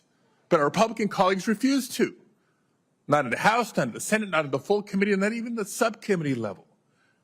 But at least we are here doing what we can to bring this information to light. Now, over the course of the last year, we've all seen the images because while Minneapolis is in the most intense spotlight right now, what we're seeing and hearing began in Southern California, in the greater Los Angeles area. We've seen incidents in Chicago. We've seen incidents in Charlotte. We've seen incidents in Portland, and now we're seeing it intensely in Minnesota. We've seen the masks, the unmarked cars, the agents who refuse to identify themselves. We've seen the agents coming out of helicopters rappelling onto an apartment building in Chicago, kicking in doors indiscriminately, all for purposes of making a promotional video for themselves. We've heard and seen about the tear gas. We've seen the shootings of cars like Mr. Rascon's experience and others. And a few weeks ago, we saw the killing of Renee Good. And I bring this back to that point because under normal circumstances, you might get a sense of like, oh, let's bring the temperature down a little bit. That was an officer, not just use of force, officer-involved shooting, a fatal officer-involved shooting. And instead of proceeding with the best practices of an independent investigation, what do we hear from the administration? All the way to the top. No, these officers have complete immunity. Number one, that's not true. It's wrong. Number two, it's the opposite message, the wrong message to send to the agents in the field. So as heartbroken as I am, I'm not shocked that less than 3 weeks later, Mr. Preddy was shot 10 times in the back. All for what? Because Ms. Good and Mr. Preddy were exercising their First Amendment rights?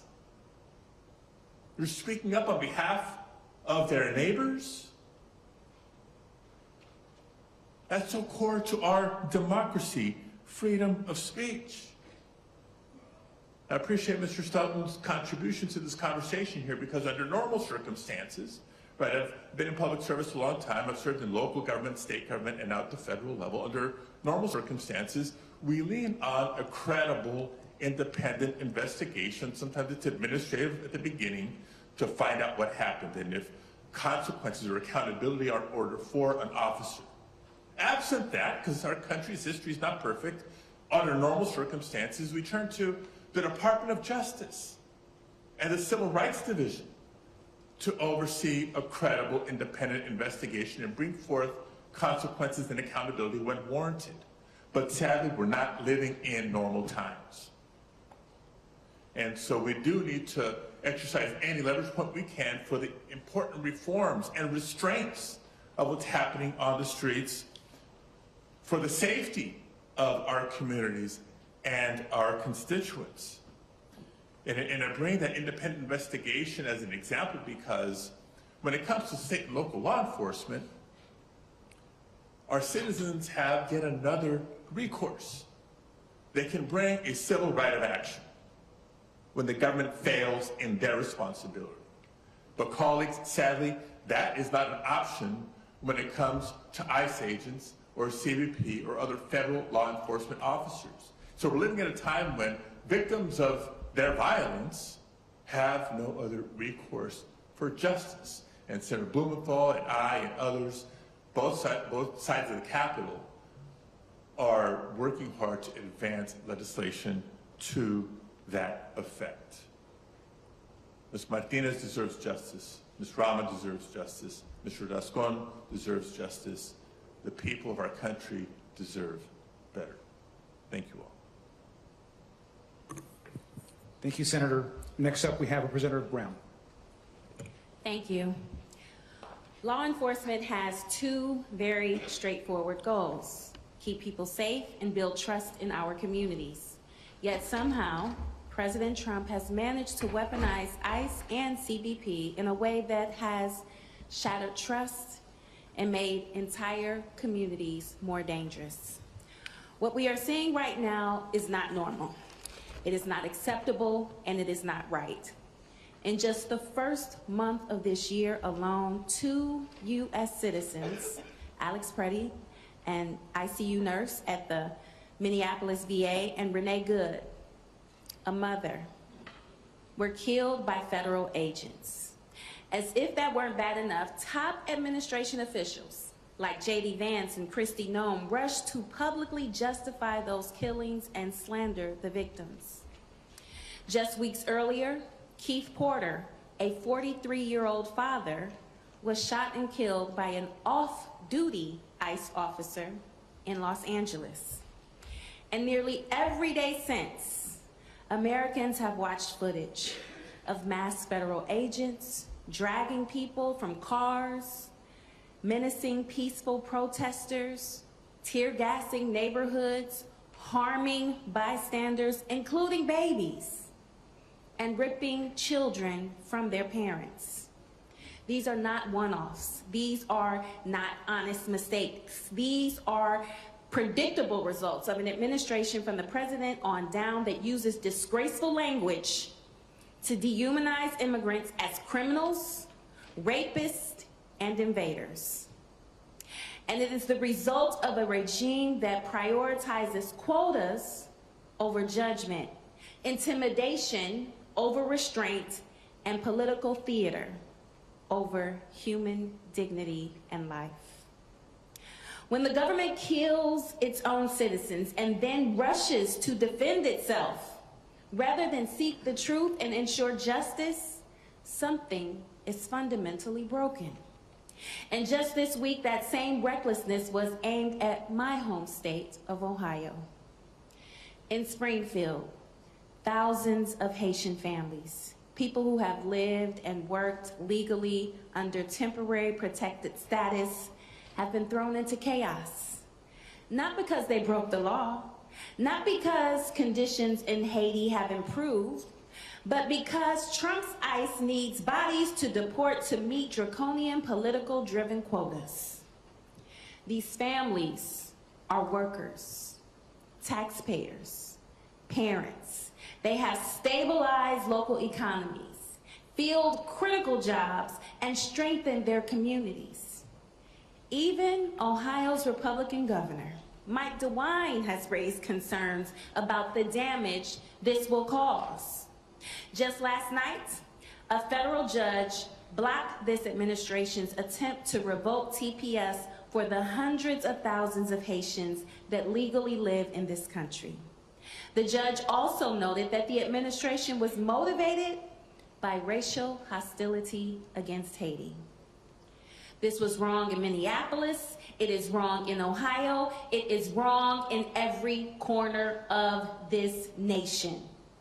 And Congress has an obligation to say clearly and unequivocally that this is wrong. So, Mr. Stoughton, can you briefly explain why this administration believes it is appropriate to publicly exonerate agents and blame victims before independent investigations are finished? And is that practice consistent with the constitutional principles and basic accountability?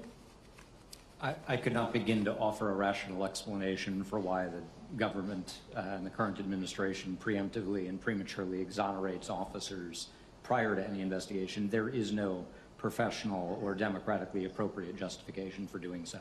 Thank you. And would you say that practice is consistent with constitutional principles and basic accountability? It certainly is not. And Mr. Stoughton, does stripping legal status from law-abiding immigrant families make our communities safer or our borders more secure? Both legally and empirically, no, it does not. Thank you. See, this isn't just about immigration policy, politics, or party. It's about people.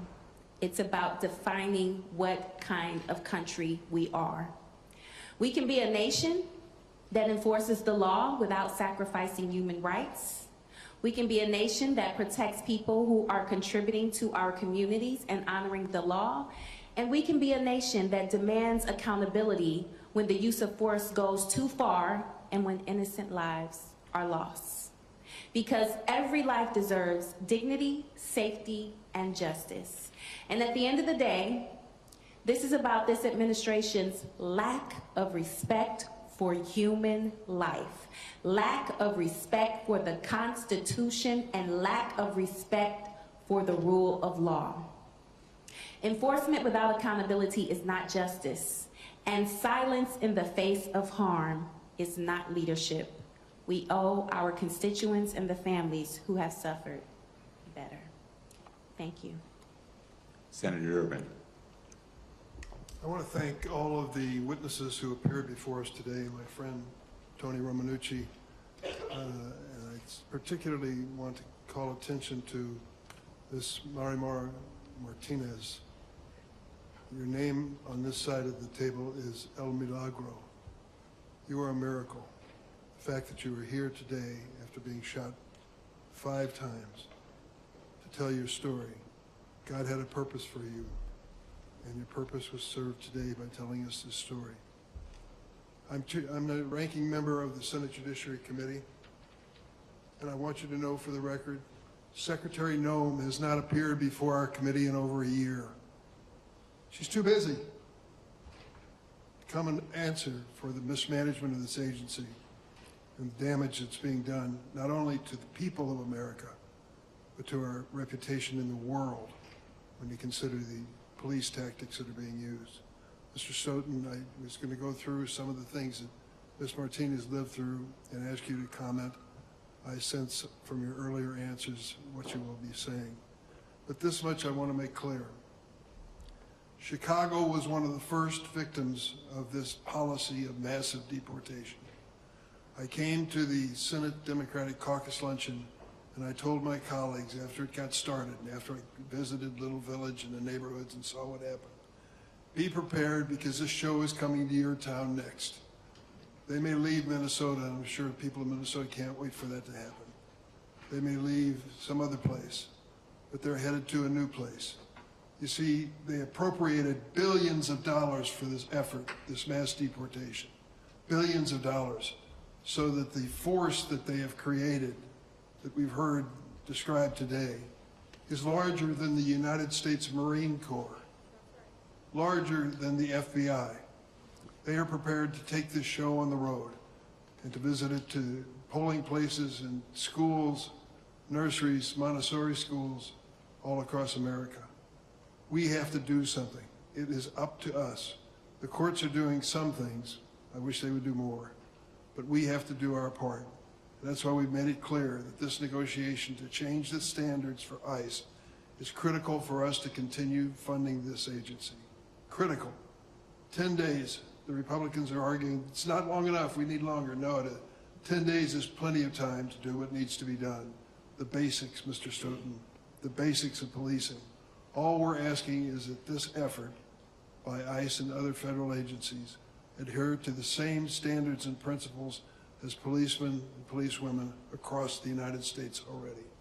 That's not too much to ask. Thank you, Mr. Chairman. Thank you, Senator. Next up is Representative Stansbury. Thank you, Mr. Chairman. I just want to start out by saying thank you all for being here and being brave enough to share your stories.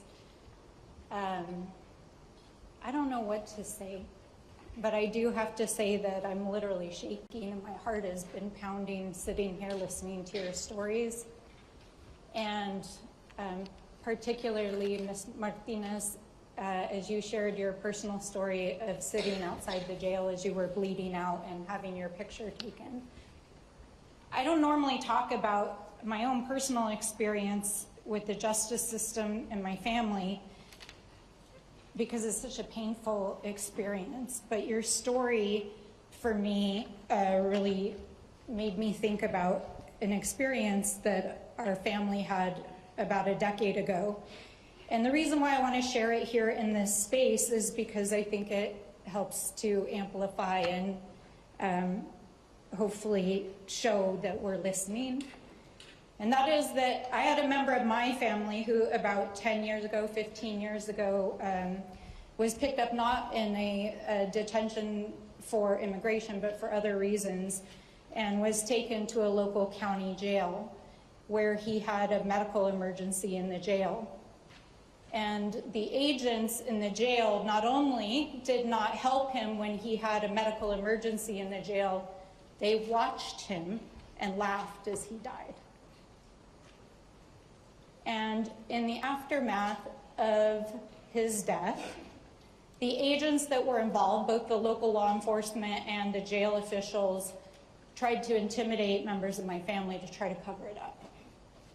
And at the end of the day, obviously there was a wrongful death settlement, and Department of Justice was ultimately brought in to provide oversight over this county jail because this was not the only incident in which that had happened.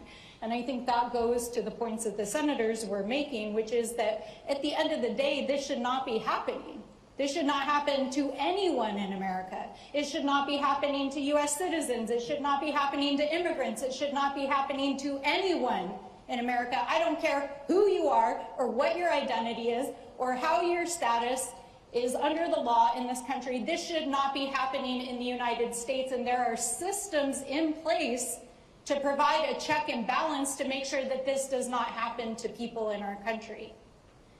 And so to hear your stories and to hear the violence that is being committed in our communities against our people, and then to see White House officials, the President of the United States, disparaging entire communities, going after members of Congress, the Vice President telling the American people that these individuals have total immunity, to see Christine Noem go on national television and lie about you, to lie about you, that they're tampering with evidence, and then to see that the actual agents committing these crimes, because I want to be clear, these are crimes.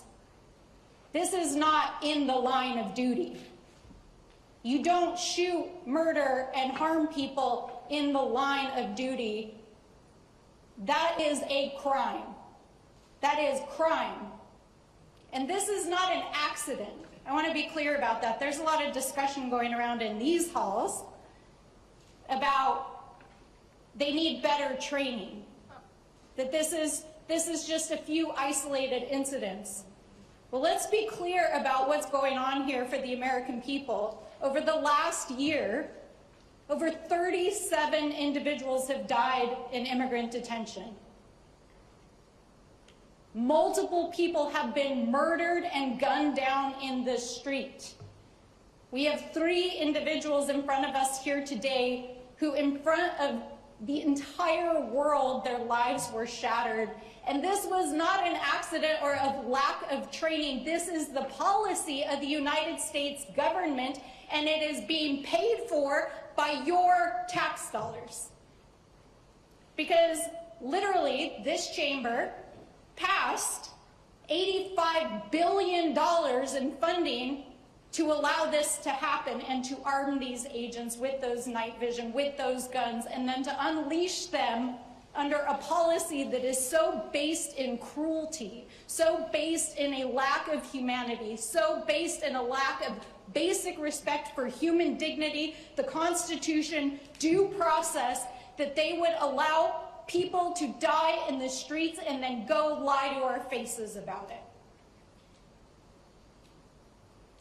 So I don't know what to say about what comes next, but I do want to just say to Mr. Granger, both of the brothers who came here to share about your sister today and the story of her light, her sunlight, being like a dandelion.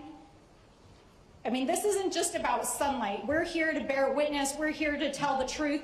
But I'm sorry, we need to defund and dismantle this agency immediately. And a bill just passed a few moments ago before we walked into this hearing room to give another 2 weeks to think about a deal. No, it's time to defund this. This has to end.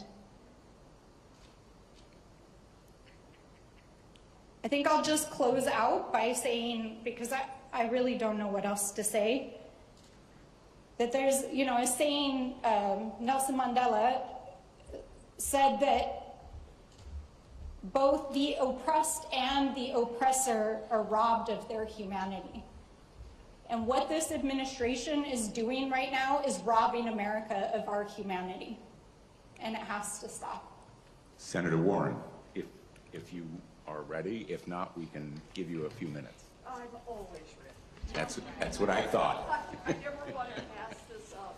So I really do want to start by saying thank you very, very much to Congressman Garcia, to Senator Blumenthal for holding this important forum, and thank all of you for being here. You've already said it many times over, ICE is terrorizing our communities. They have used military-style riot gear against peaceful demonstrators. They've seized school kids. They've gassed a baby. They've gunned down American citizens on our streets. And meanwhile, Vice President Vance is telling agents that they have, and I want to quote him, absolute immunity from any repercussions. And Trump and Republicans are now trying to shovel billions of additional dollars into the ICE funds so that they can continue to run amok with no real constraints over their behavior. It is not a surprise that ICE agents seem to think that they are above the law because Donald Trump, J.D. Vance, and the Republicans are treating them like they are above the law. It is the responsibility of the United States Congress to make clear that no, the law applies to everyone, and that includes ICE agents in America. So I appreciate your being here. Let me just ask a couple of questions. Ms. Martinez, you've told us that last October you were driving in your car when a Border Patrol agent rammed the back of your vehicle, pointed an assault rifle at you, and opened fire, shooting you 5 times. You weren't ever found guilty of any wrongdoing, and yet you were shot 5 times by Border Patrol. So my question is, do you know if anyone will ever be held accountable for this? I don't even know, but I hope soon. Do you know what happened after you were shot? What happened to the agents who shot you? I'm not too sure what happened to him, honestly. I just know that he drove his vehicle back to Maine. That's all I know. But I don't know if he's working or, honestly, I don't know. So as I understand it, this agent left town, making it even harder for an investigation to go forward. And I take it you at least have not been apprised of any investigation that's ongoing against this agent who shot you at point blank range? Correct. You know, so we just need to be clear here. Immigration agents shoot our neighbors at point blank range with no justification, and here's the big part, and no accountability afterwards. And Ms. Martinez and Mr. Romanici, did I get that right? Good. Yes. You're an attorney. You represent the family of Renee Good. We appreciate your being here today. Thank you. We've all seen the videos. Renee was coming back from dropping off her kids at school. She has stuffed animals in her glove compartment when an ICE agent shot and killed her. We've got a serious issue with accountability for the agents involved, and I know you've testified to issues with seeking relief for plaintiffs. On top of that, it seems that there haven't been any consequences for the agency itself to prevent these abuses from repeating themselves in the future. ICE is still sitting on this massive slush fund that Republicans put together last year as part of Donald Trump's One Big Beautiful Bill, an amount that is larger than most countries' military budgets. So let me ask you, has even a penny of ICE's slush funding been frozen in response to the killing of Renee Good? Senator Warren, I am not aware of any money being frozen as a result of what is happening in Minneapolis or any of the other cities. But what I can tell you is this: there will never, ever be accountability until we have real investigations that become public. Could you ever imagine the disaster that happened just miles from here? American Airlines crashing, a helicopter crashing into American Airlines, and the NTSB saying, we're not going to investigate or ever release any public findings. We would all be sitting here with our jaws wide open. Yeah. There needs to be investigation, and I would support any pinch point that would not or that would increase accountability for ICE and CBP. Well, you and I are on the same page here, and I so much appreciate, and I'm sorry for going over here, but I so much appreciate all of you being here today. There are a lot of new rules we need to put in place. You know, the police in Massachusetts do not wear masks. If there's an officer involved shooting, there's an independent investigation. There are a lot of things we could put in place. But a key has to be accountability. If you shoot people, if you gas children, if you seize little people out of elementary schools, if you break the law, part of what our whole system relies on is there's ultimately some accountability.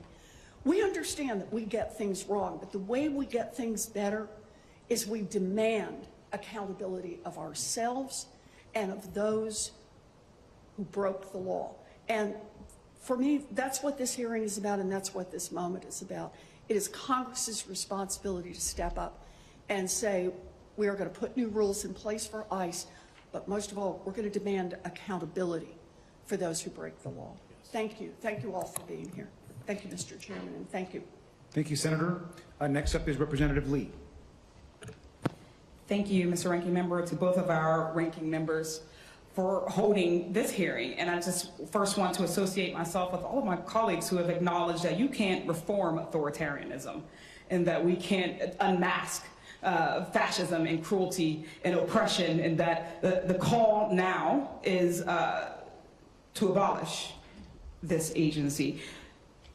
ICE and DHS agents are terrorizing communities. They're violating constitutional rights. They're harming, even killing people. They're calling for body cameras and codes of conduct, quite frankly, isn't enough when the agency doesn't care about the current laws or the rules that they're already supposed to follow. The problem is that these immigration enforcement agents are operating exactly how they were meant to operate. ICE is uniquely and deeply an American creation. A lot of my colleagues have called ICE the Gestapo, which makes them seem foreign and new. It allows people to say that what we're experiencing right now is in some way unprecedented, but this isn't a new phenomenon. If you just look back throughout our own nation's history, look back to the slave patrols or to racial segregation enforcement, if we look at the decades of run-of-the-mill racism and authoritarianism, what we're seeing is America doing American things. The so-called Kavanaugh stops from what the Supreme Court open the doors to stops based on racial profiling or just this era's stop and frisk. For years, black and brown folks have been sounding the alarm about racial bias and discrimination in law enforcement, yet any tiny steps forwards have been erased to support tough on crime policies. The lessons learned in the wake of George Floyd and Breonna Taylor and Ahmaud Arbery have been completely abandoned, and ICE has been able to take advantage of that and run with it. ICE and DHS are inflicting generational trauma. Just listening to our witnesses today and what they've been through at the hands of our government should be difficult for anybody who claims to love this country to hear. Anybody. Mr. Escom spoke today about going out and running errands with his future in-laws when immigration agents stopped their car. Ms. Rahman told us she was going to a doctor's appointment when ICE ripped her from her vehicle as she yelled that she had a disability. Ms. Martinez explained how immigration officers rammed her car and then shot her and then tried to blame her.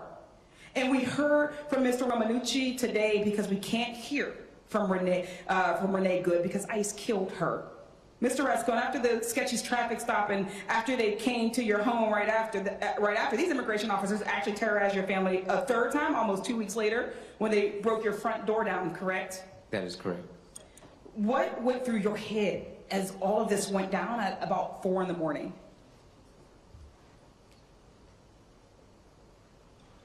Just fear.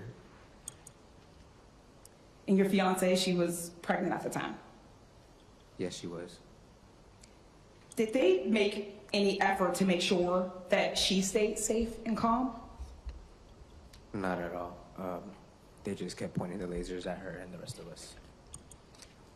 How, if you don't, and it's okay if you can't right now answer, how has your family coped in the aftermath of this? Just staying strong together and having faith and slowly moving forward as best as we can. I want to thank you and all of our witnesses for coming in today and for speaking your truth. For this cannot be overstated, that in these times, it is actually dangerous to speak out against this administration. It's dangerous to speak out against this agency that we know has the ability to target people. When our federal government is willing to lie and to slander anyone who speaks out against Trump or his minions or their plans, it is brave and it's honorable for you to do this and be here. This country needs to really reflect on how we got here.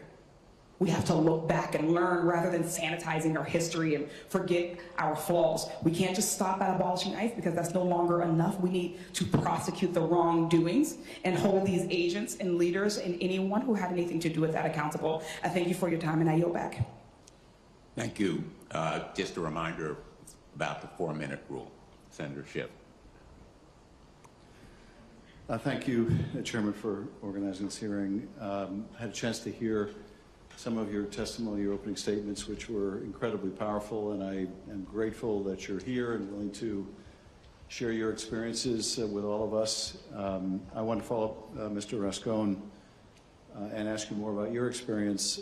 One of my Minnesota colleagues sent a clip recently of a woman filming an ICE vehicle from her car. The ICE vehicle stopped. The agents got out, guns drawn, three ICE agents pointing guns at her through the windshield.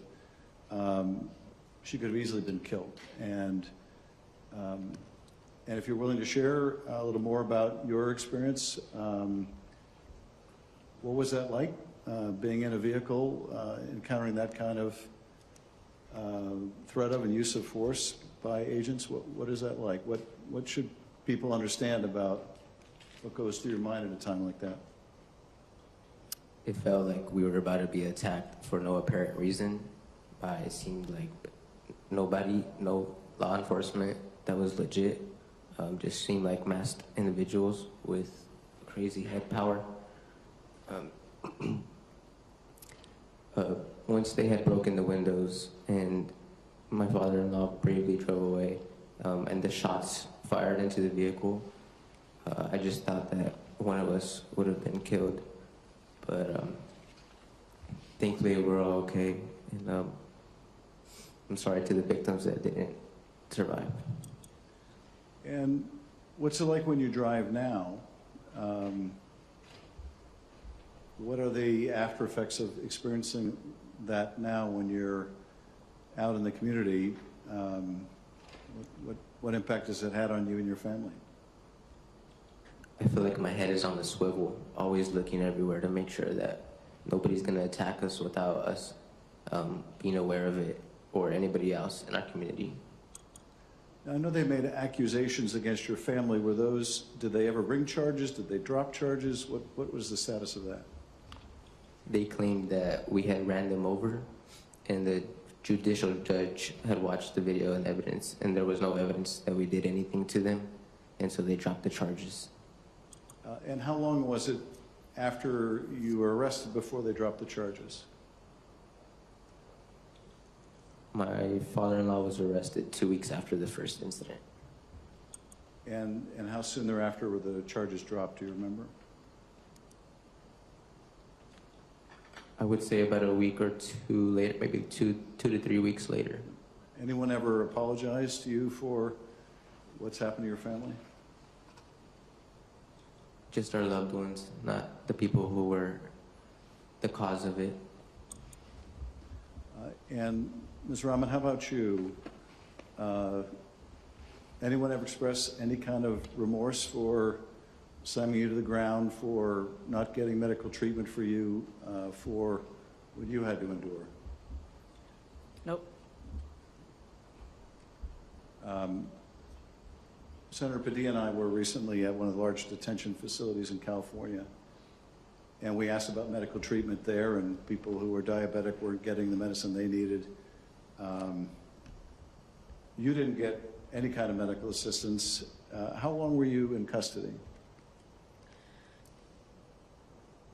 I have not been provided information about that from DHS. I know that the timestamp of my arrival at the emergency room was after 1 o'clock. I know that I was on a trip to the doctors just after 9:35, and I know that we asked for medical assistance at 11 a.m. So an hour and 47 minutes later, I was brought into the ER unconscious. And Ms. Martinez, similar question. Anyone ever apologize for how your family was treated, how you were treated? What was the question? Has anyone ever apologized to you for how you were treated? Nope, nobody. Till this day, no apology. And what is it, may I ask one last question, Mr. Chairman? What is the impact on, you testified earlier about how this has impacted your view of all law enforcement, which you had venerated before now because you thought they were there to protect the community. Has there been a spillover effect? How much trust do you think people in your neighborhood have for law enforcement? Or are people able to separate out ICE from the local police department or others? It's scary because, you know, when I was at the hospital, there was like FBI agents and ICE agents, and I didn't know, I was scared to even talk to both of them because I was like, I don't know if they're working together. So it's scary, right? Like, people don't even know who to trust no more. They don't know if they should talk to police no more. So it's really concerning what's happening, and I don't want that to happen. But it's the reality, what's happening. Thank you. Thank you, Mr. Chairman. Thank you. Thank you, Senator. Next up is Representative Kassar.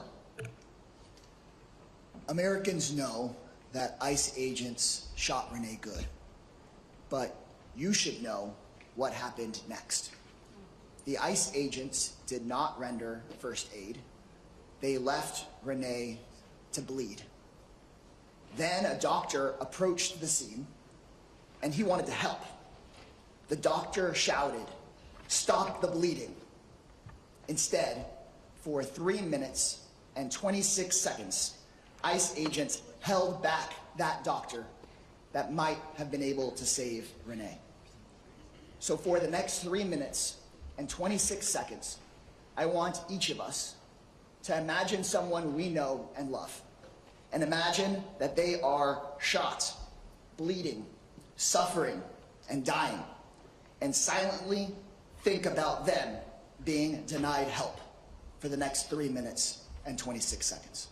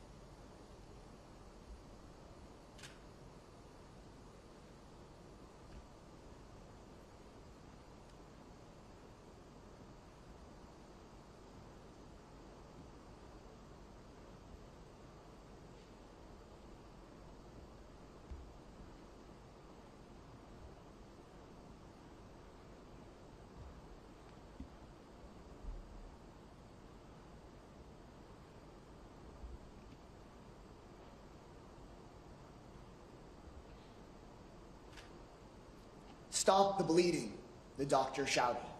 And for 3 minutes and 26 seconds, ICE did not. Renee still had some pulse when the firefighters arrived, but no breathing.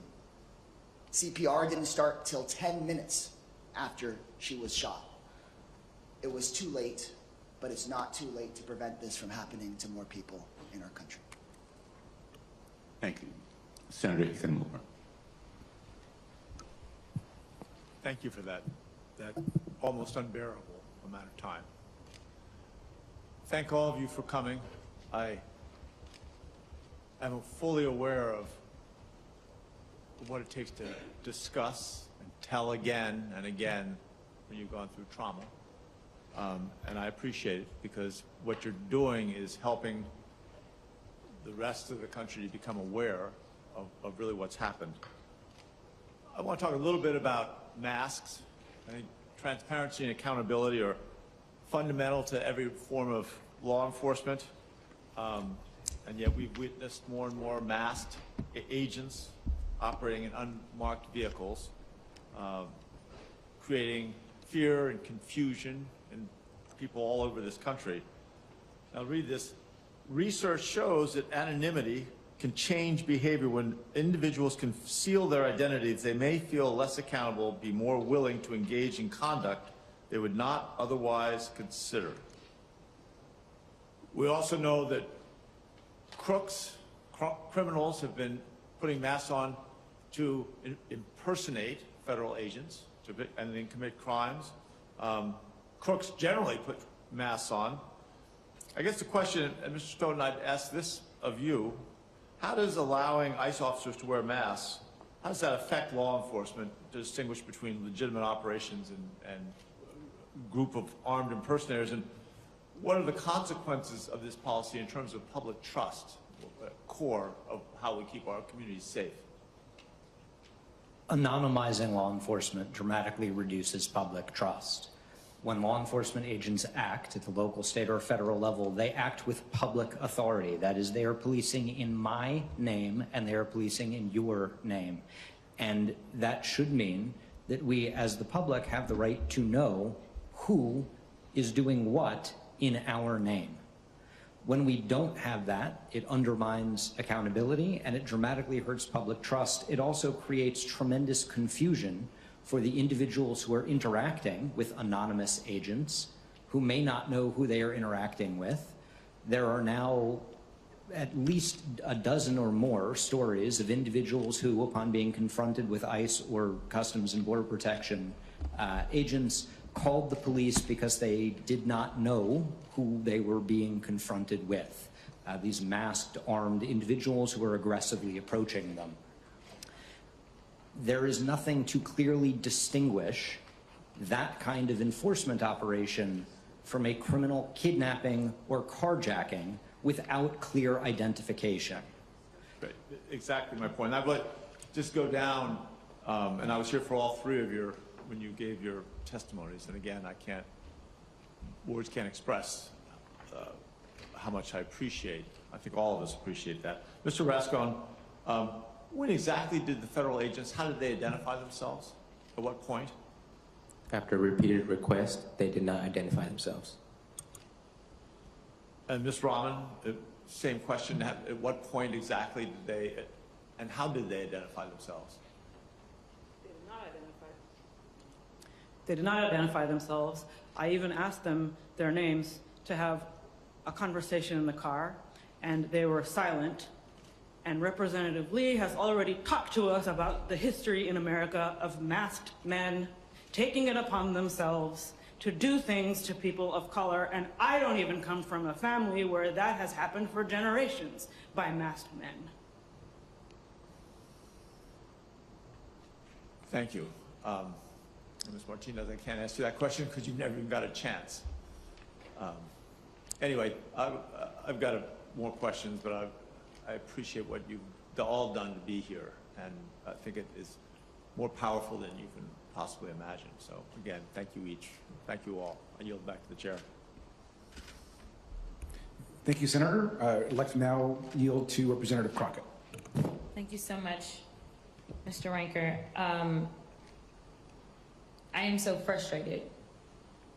It is so hard to sit in allegedly power positions, yet see this happening in my country every single day.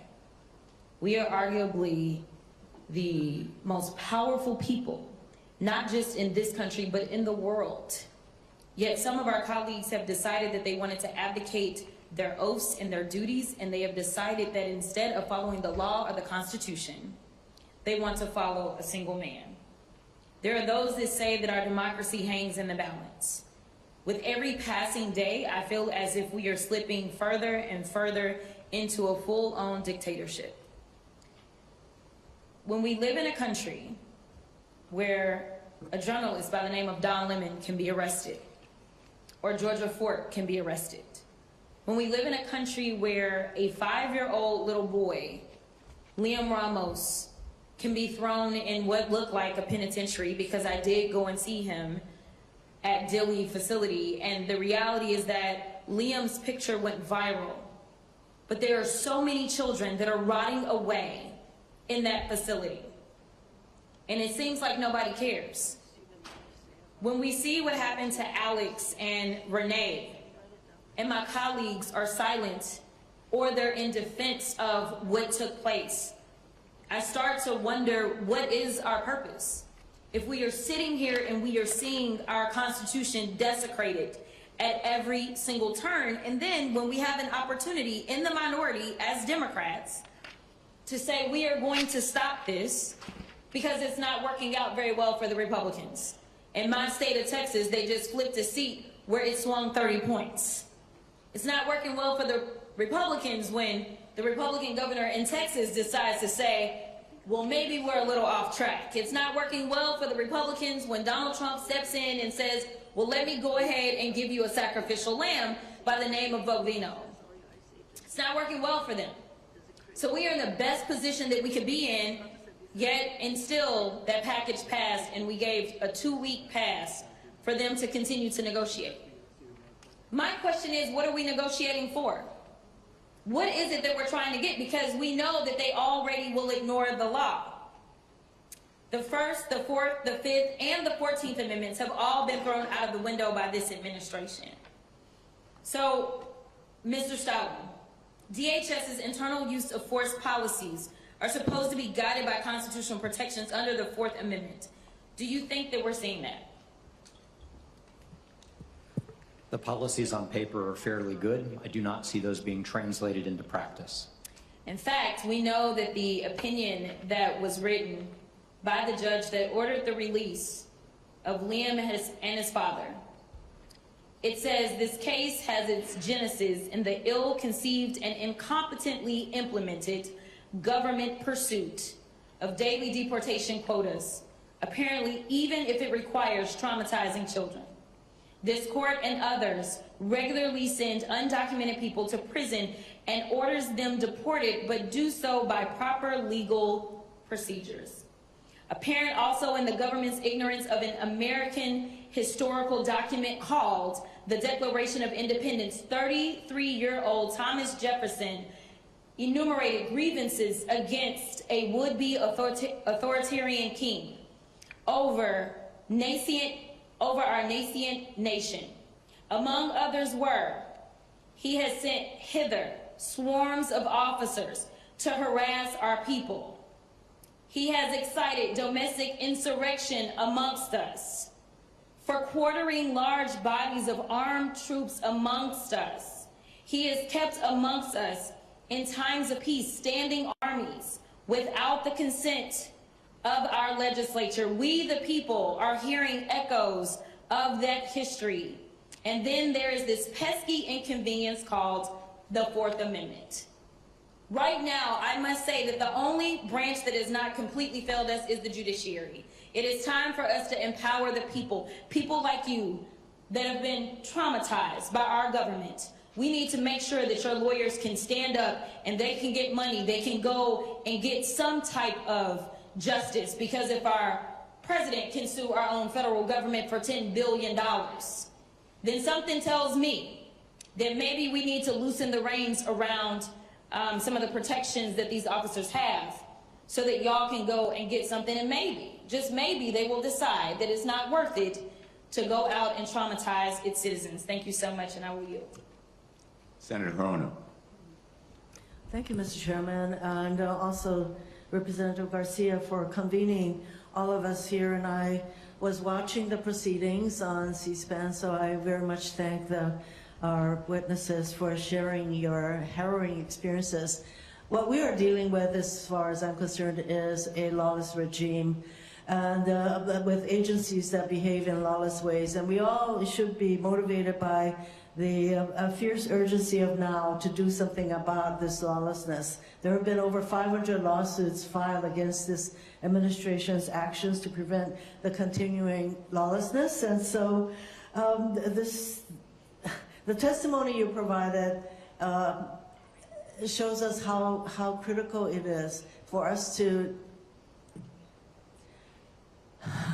it's really hard to describe how we all felt watching what happened to so many of you, but to really put some parameters, some guardrails around the behavior of ICE and Border Patrol, some common sense kinds of requirements that has to do with not wearing masks, but having body cameras. There are some common sense kinds of behaviors that law enforcement officials all across our country abide by, but apparently not ICE. And so in this, what I would call the fierce urgency of now, we need to put in some immediate parameters to how ICE is operating so that they cannot drag people out of cars, they cannot smash car windows, they cannot beat people up, and yes, of course, you cannot murder people in front of our very eyes. And so my hope and expectation is that the next 2 weeks that there will be these kinds of parameters and guardrails put around ICE behavior, and at the same time, we need to look at some longer-term reforms, such as what's happening in our detention facilities, such as enabling people to sue federal agents, which they cannot for their lawless behavior. I do have one question for Professor Stoughton. When you have a senior aide to the president say to ICE agents, where he says, and I'm talking about Stephen Miller, to quote, "To all ICE officers, you have federal immunity in the conduct of your duties, and anybody who lays a hand on you or tries to stop or obstruct you and is committing a felony," end quote. Now, this is a senior person to President Trump, and this sentiment was agreed to by the Vice President. Professor, when you say things like that, what kind of environment, law enforcement environment, does it create for ICE and Border Patrol agents? It provides every reason for them to believe, as Mr. Romanucci put it, that they will be able to act with impunity, that there is no meaningful oversight, that any attempt or any lip service paid to accountability is purely performative. It creates an extremely dangerous precedent and risks undermining professional culture and cohesion. I would say that probably all our witnesses agree that this kind of a lawless environment was created by the very kind of statements made by senior officials in this regime. Thank you. Thank you, Senator. We're moving on to our next member, and just as a reminder to the 4-minute rule, please, if possible, Representative Randall. Thank you so much, Ranking Member Garcia, Ranking Member Blumenthal, for holding this important hearing on the deadly use of violence being inflicted across the country under the pretext of immigration enforcement. I also want to join all of the witnesses. I want to join my colleagues in thanking all of the witnesses for joining us. Many of you, as we have heard today, have experienced ICE's violence and brutality firsthand, and I'm grateful for your courage in testifying today, for reliving your trauma for the benefit of others, to shed light on these abuses. I hope my Republican colleagues, who, as others have pointed out, are not here today, also take the time to read your stories and hear about your experiences, because what is happening across our country is simply indefensible, and it shouldn't be a partisan issue. In fact, it isn't a partisan issue in our communities. Recent polling shows that ICE is underwater. 58% of Americans have an unfavorable view of the agency. That's a 19-point increase since Trump took office. 54% of independents and even 21% of Republicans nationwide support impeaching Secretary Noem. What has become incredibly clear to me, my neighbors, and to a broad majority of our fellow Americans is that we need a fundamental reimagining of what a just and humane immigration system should look like. Shooting people in the streets, tear gassing and pepper spraying protesters, none of this is an accident, and it's not happening in a vacuum. The Trump administration is recruiting unqualified individuals, giving less training to those who are most enthusiastic about joining this fascist, and I'm using air quotes here, police force, and has even proposed giving them bonuses based on how many people they round up each day. They're pouring $100 million into, again, air quotes, wartime recruitment strategy. Who exactly are we at war with? The 5-year-olds who are being kidnapped from their parents? Folks on their way to the doctor? Individuals expressing their First Amendment right to free speech and protest? In my 6 visits to the Northwest Detention Center in my district, I've seen a shocking lack of medical care and detained individuals being subject to inhumane conditions. As you have testified, Ms. Rahman, no timely access to medication, and in our community, no private conversations with doctors when they are taken out of detention for specialty or serious medical care, always with an ICE or GO agent in the room with them, despite of HIPAA protections that are offered to all of us, including incarcerated individuals on felony charges in Washington state. Detainees not even provided enough clean underwear to wear every day. First, the administration took away health care for millions of Americans through H.R. 1 and through letting the ACA tax credits expire. Then they started shooting nurses in the street and physically obstructing and assaulting citizens who are simply trying to get to doctor's appointments. It turns out wartime is accurate, and this fascist regime is engaged in a full-on assault on everyone's right to health care, to live and survive in this country. Ms. Rahman, what you were subjected to is appalling. I understand, as you have told us, you are trying to get to a routine doctor's appointment when immigration agents smashed your windows, dragged you out of your car, and detained you. Is that correct? That is correct. My 39th appointment at that facility. You told them you needed medical care and that you have a disability, correct? Many times. You've spoken out about the dehumanizing practices you were subjected to after you were detained. Can you share again what their response was when you told them about your disability and that you needed medical care? First they said too late. Then they just laughed. Then silence. I'm particularly concerned by the statement you shared that 2 local officials said they didn't want to step on ICE's toes while you were trying to get medical care. Healthcare is a human right, full stop. And what you've shared today with us and what I've heard from individuals at the ICE detention center in my district makes it clear that this administration is doing the absolute most to sow chaos and confusion and avoid providing clear guidance to agents and local health officials about the rights of detained individuals. Every human, immigrant, citizen, criminal or not, deserves access to health care. We must impeach Secretary Noem. And beyond that, we have a lot of work to do to fix our broken immigration system. And part of that is making sure folks can access quality and timely care. Thank you. I yield back. Thank you, Representative. Next up is Representative Subramanian. Thank you, Mr. Ranking Member, and thank you to everyone who spoke here today. And thank you to our witnesses. Really, thank you for your courage. Thank you for speaking out. There's a lot of people that don't want you to tell your stories. There's a lot of people who want you to be silent and to be quiet victims of what ICE has done. But you speaking up makes a huge difference. it makes it harder for them to keep doing it when you speak out. And so please continue to speak out, and I want to thank you from the bottom of my heart for being here. Because the reality is you are inconvenient to ICE and to this administration. They told us from the very beginning all they were going to do is go after the worst of the worst. They were only going to go after the criminals, right? And they were going to keep our streets safe. But in the first 10 months of the administration alone, nearly 75,000 people were swept up in immigration operations with no criminal records at all. And you all are American citizens, too. Is that keeping us safe? To go after American citizens, to terrorize American citizens, and to terrorize families, rip families apart? And this is not an isolated incident. You all are not the only ones, although your stories are heartbreaking. This is widespread. In my community, we had an American citizen who was a Trump voter himself who had this happen to him. He was detained by ICE agents who were looking for someone else, and they thought he was the right person, and so they harassed him and detained him. He was just driving to work on a normal day.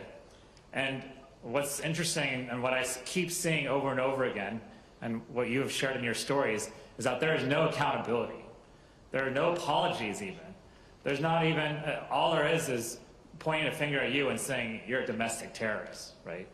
Because you are inconvenient to them. You are the good guys. You're the ones that were doing the right things, and they were the ones that came after you. And so never forget that, and we should never forget that. And attacking communities and covering it up is everything, it stands for everything that this country should not stand for.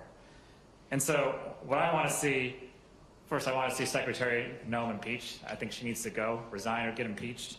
We need to see a complete overhaul and reform of ICE, but I really want to ask you all, what do you want your leaders to do? And what can we do to both bring the healing that you deserve and need, as well as bring the accountability that we should see when it comes to immigration and ICE? Mr. Romanucci? Thank you very much. Am I on here? Yeah. Thank you very much, Representative. I don't think there's any question that without a legislative change, in order for these fine people to be able to seek redress by filing direct lawsuits against law enforcement officers and having a public trial, if the circumstances warrant, where there can be transparency and the truth comes out, we will have failed. We will not have done our job if there is not legislative change, because transparency is truth, and we can't get to it unless these people can have the right to sue federal law enforcement officers in the same way that the estate of George Floyd was able to sue the police officers who murdered him. Ms. Martinez? Same. I just want accountability, change. For starters, change. Ms. Rothman? I do not believe that violence from law enforcement against communities is a new problem in any way. However, I believe that this moment has provided new lenses for people who may have needed them to engage with a very old problem. It is only the tip of the iceberg, and if we can set precedent that you should be very afraid to hurt someone like this, then maybe we can solve some of that larger problem. Because even someone who was committing a crime should not have been treated the way that we were treated. Thank you. Ms. Rusko? Ms. Rusko? I believe the 3 individuals overseeing the immigration process should be held accountable because it starts with them, Trump, Vance, and Noemi. Mr. Stott? Thank you, Representative. I think there's a very long list that I don't have time to fully flesh out, but in a nutshell, professionalism demands accountability, both administrative and legal, and it demands improvement. That is, an agency learns from its mistakes and learns where it can do better. That's a good place to start. Thank you. I yield back. Thank you, Representative. Next is Representative Ansari. Thank you, Ranking Member Garcia and Senator Blumenthal, for hosting this very important hearing today and doing something what both House and Senate Republicans refuse to do, which is to hold this administration and in particular ICE accountable. thank you all, more importantly, for sharing your stories.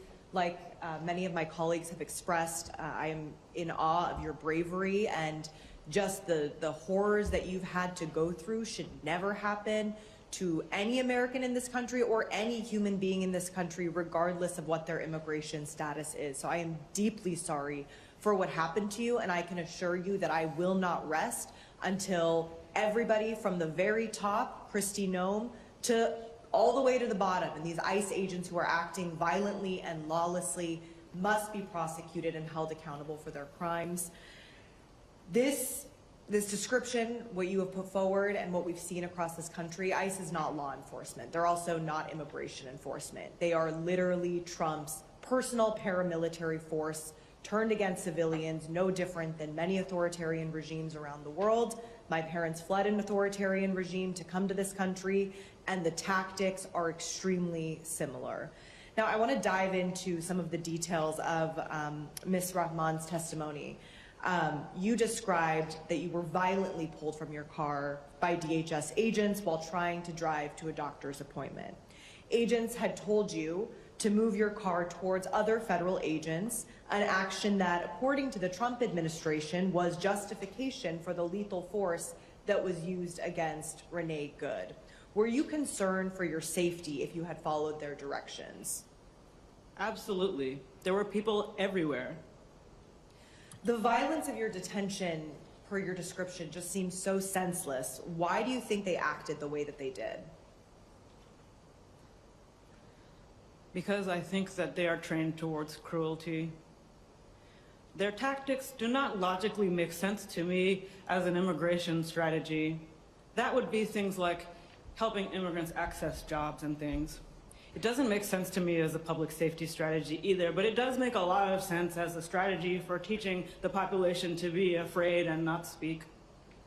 And DHS called you a, quote, agitator, and claims that you were arrested for obstruction. Is that how you view yourself?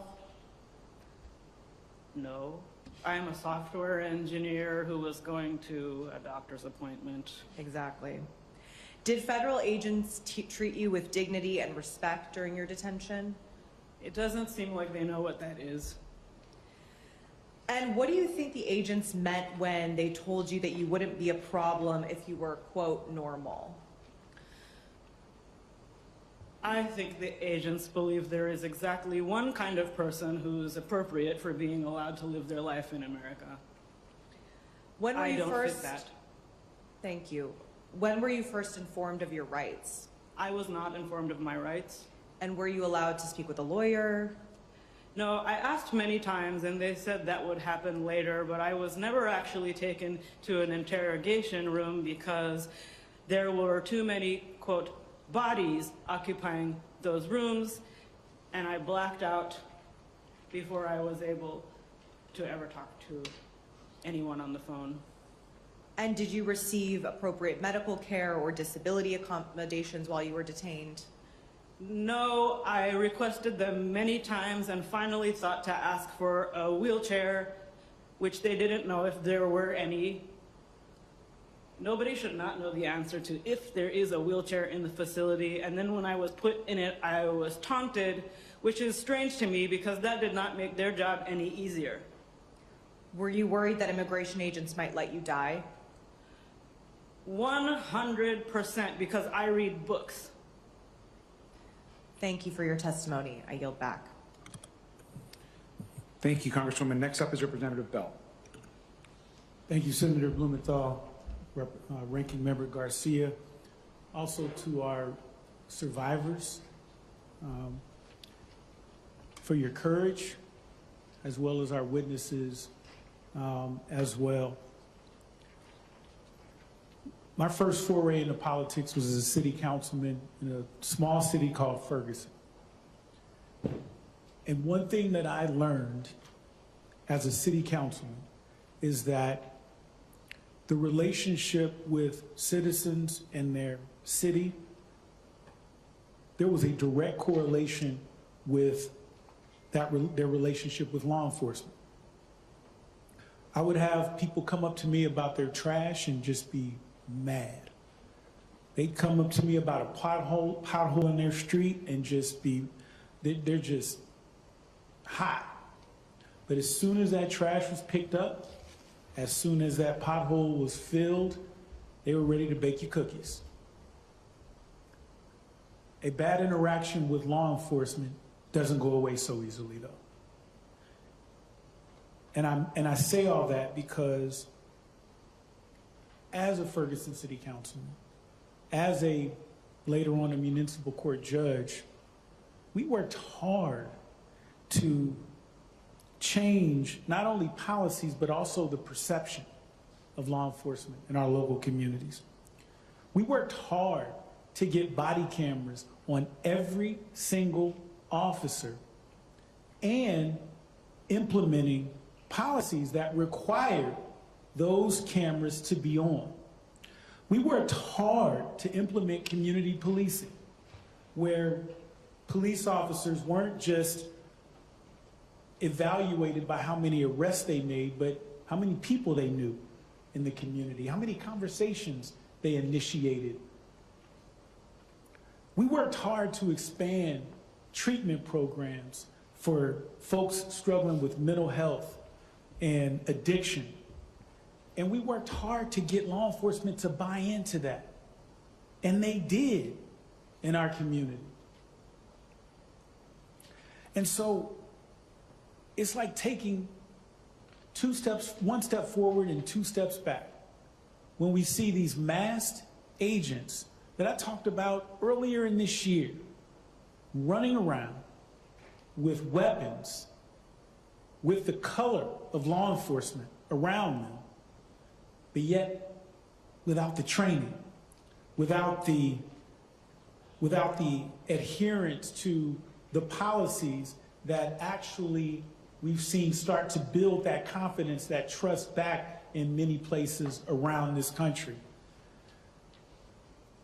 And so it's very frustrating when we look at how much effort we've put in, and then we see Renee Good and Alex Preddy shot less than 2 miles from each other, just 3 weeks apart. 1 step forward and 2 steps back. And Mr. Stoughton, I just want to ask you quickly about the force continuum and dig in a little bit about the use of force and how that is predicated on the amount of force that an officer is faced with. And if you could just talk about that and then the duty to render aid as well. Thank you for that question, Representative. In very abbreviated terms, officers can, and in the performance of their legitimate duties, may have to use force to overcome actual threats that would undermine the policing goal, whether that's making an apprehension or conducting a search or seizure. The idea of the force continuum is essentially just a way of demonstrating the relationship between the nature and the severity of the threat presented by someone's actions and the nature and severity of the force that the officer gets to use in response. This comes from a 1989 case, Graham v. Connor, which lays out the idea that force must be objectively reasonable, which requires balancing, and the word that we typically use in this context is proportionality. That is just out of respect for time, you can't use an AK if the threat is a fly swatter. Would that be fair? Yes, Representative, that's a good analogy. Thank you. I yield back. Thank you, Representative. Next is Representative Simon. I just want to remind our folks to stick to the 4 minutes because I think our time in the room, in the chamber is also wrapped. And so, Representative Simon. Thank you, Ranking Member, and thank you for leadership for bringing us here today.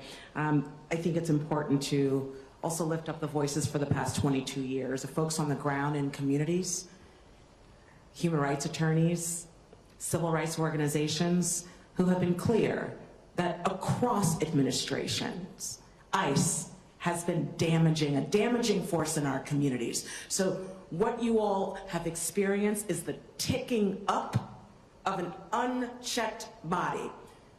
I say we listen to women of color, particularly women of color organizers and activists and organizational leaders on the ground who have been citing this rallying call to deaf ears for too long. Today we heard a school teacher talk about being shot 5 times. Sister, thank you. Thank you for being here, the courageousness in your voice and the tears, so much power. I wish that we as legislators had the courage of you all standing here, sitting here with us. Today we heard from a disabled woman who was yanked from her car and thrown on the floor and made bloody and incarcerated with other folks who had not been Mirandized. We heard from an expected father who was literally terrorized by ICE agents and lived to tell the story. The betrayal is a betrayal. It's a systemic and systematic betrayal. And we need you to survive. We need you and the rest of the American citizens and the folks who are in a process to gain their citizenship during this moment of tyranny. We need you to survive. I am so thankful. In Minnesota, brothers and sisters, just a couple of weeks ago, many of us went out to a hearing to hear from folks. We were able to go to Mrs. Good's memorial site where good Christian folks were reciting the Lord's Prayer over and over. We heard from a few of those folks that in Minnesota at night you hear 2 things. You hear whistles. You hear whistles and you hear screams. The whistles are coming from the thousands of volunteers who have answered the call from their Lord to bear witness. The screams are coming from the children, coming from the mothers and fathers who are being drugged from their homes, from men and women who have sworn to abide by the Constitution. What you all have done here today, and I know it's been a long day, but you are bearing witness. Your words are sacred. Your experiences should hallow the halls of these hallowed halls. Now, Ms. Ronan, your testimony did something to my spirit, as all of your testimonies did. I came to Congress as a disabled woman to consistently humanize our experiences in an abled world. Thank you. You represent millions of people today who have had interactions with law enforcement and were dehumanized. Just one question, but before the question, again, my deep gratitude for you, Ms. Good's family, and all of you who have come here today. But my question, Ms. Roman, is for folks with disabilities, now that you become a part of a tribe of folks who have been disrespected and almost murdered by law enforcement, what would you like to lift up? Your testimony was beautiful today, but being a disabled advocate, being an engineer, being a scholarly voice all over the country, as a disabled woman, I'm wondering if you could give us a few more seconds about your experience and what that means for disabled Americans. Disabled Americans have great worth in this country, and anyone who does not identify as disabled should probably be aware that any one of you can become temporarily or permanently disabled in your life, and you will need the wisdom from folks who have been having this conversation. Thank you very much for your work also. I appreciate you more than you know. Thank you. Thank you all. Thank you, Representative. Next is Representative Min. Thank you, Ranking Member Garcia. Thank you, Senator Blumenthal, for hosting this hearing. And I think it's just very unfortunate that not a single person from the other side of the aisle is here at this hearing, because they are also needing to hear your powerful testimony. They're the ones that I think need to grapple with their consciences. I want to thank you for taking the time to share these deeply traumatic stories, particularly the 3 witnesses in the middle. What we heard today was so deeply disturbing and shocking, and to think that this could take place in America is just very, very surreal. But this is also very inevitable, because for now a year almost, we have been seeing an escalation of lawlessness and violence that is being permeated, it is being fomented and encouraged by the top levels of this administration. And we saw this happen last year in Southern California. And Mr. Rescone, you're just to the north of us in Orange County. We saw lots of incidents in Orange County, in Los Angeles. There's a gentleman named Narciso Barranco who was videotaped.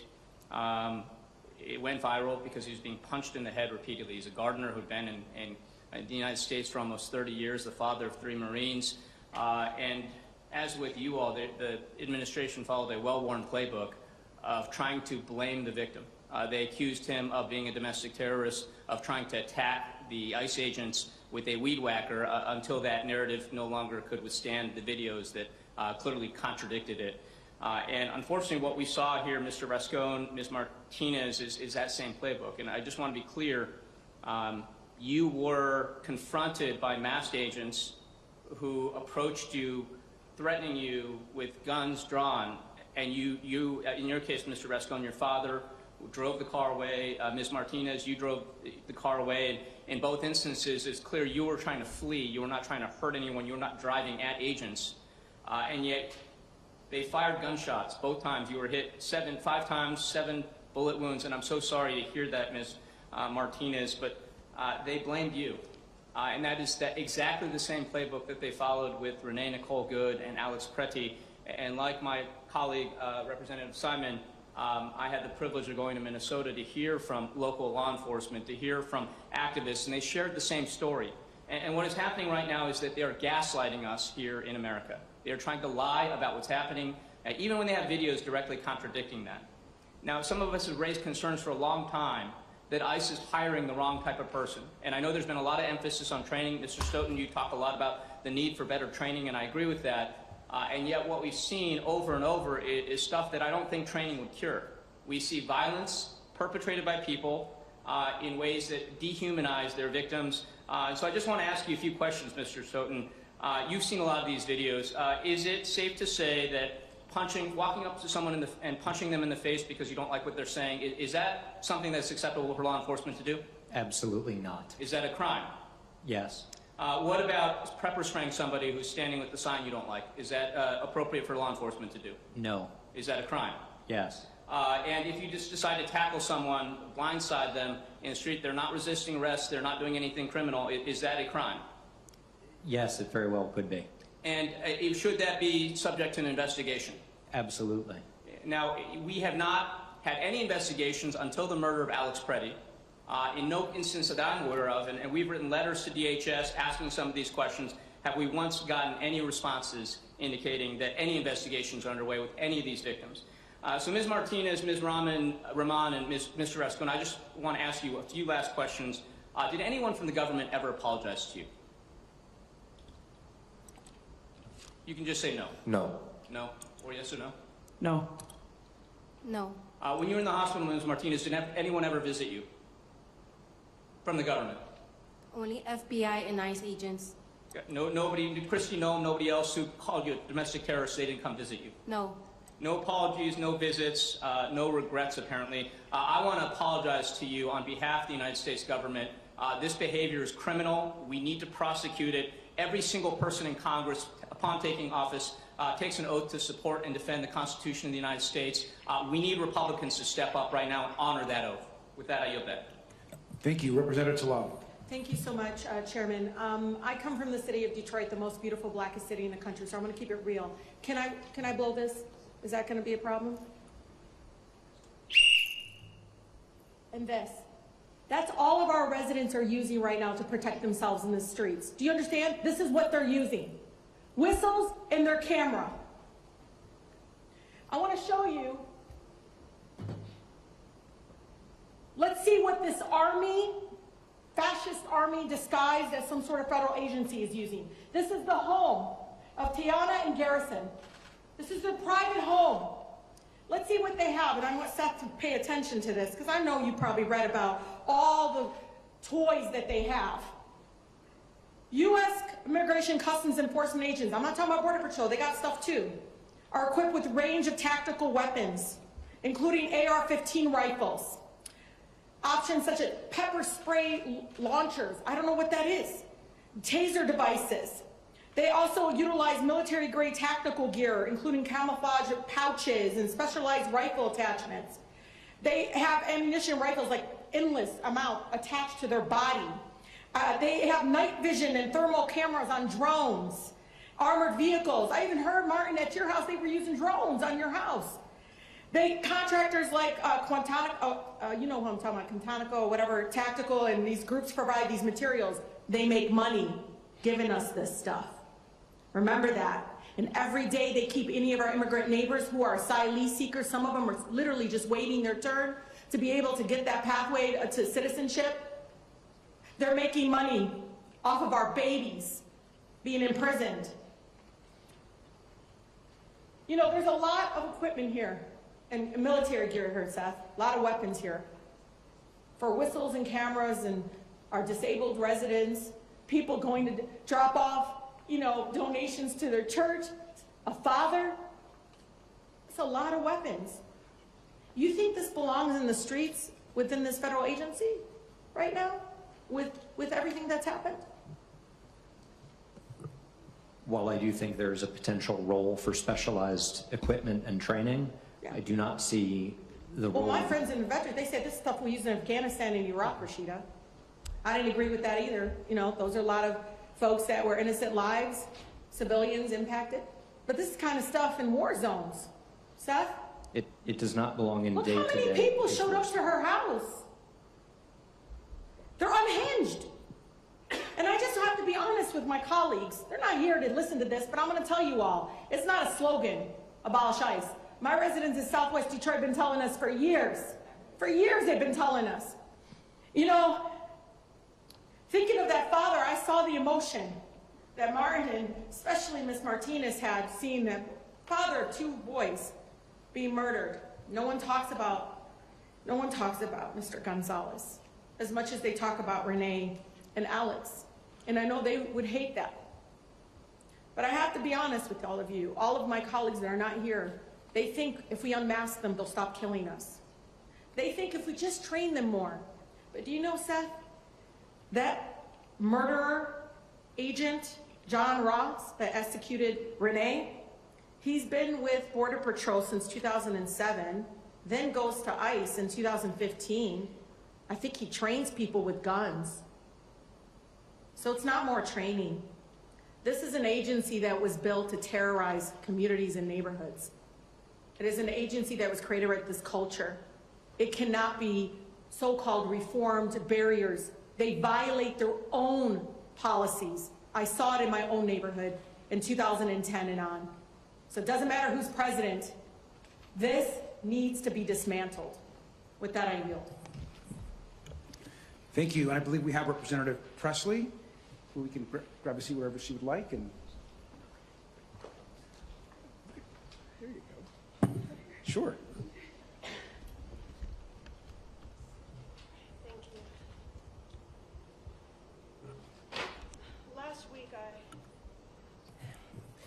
Last week I traveled to Minneapolis at the invitation of my sister in service and by bond, Congresswoman Ilhan Omar, to the Minnesota 5th, a district I've been to many times doing justice work. I went to bear witness to the trauma that so many communities are being forced to endure.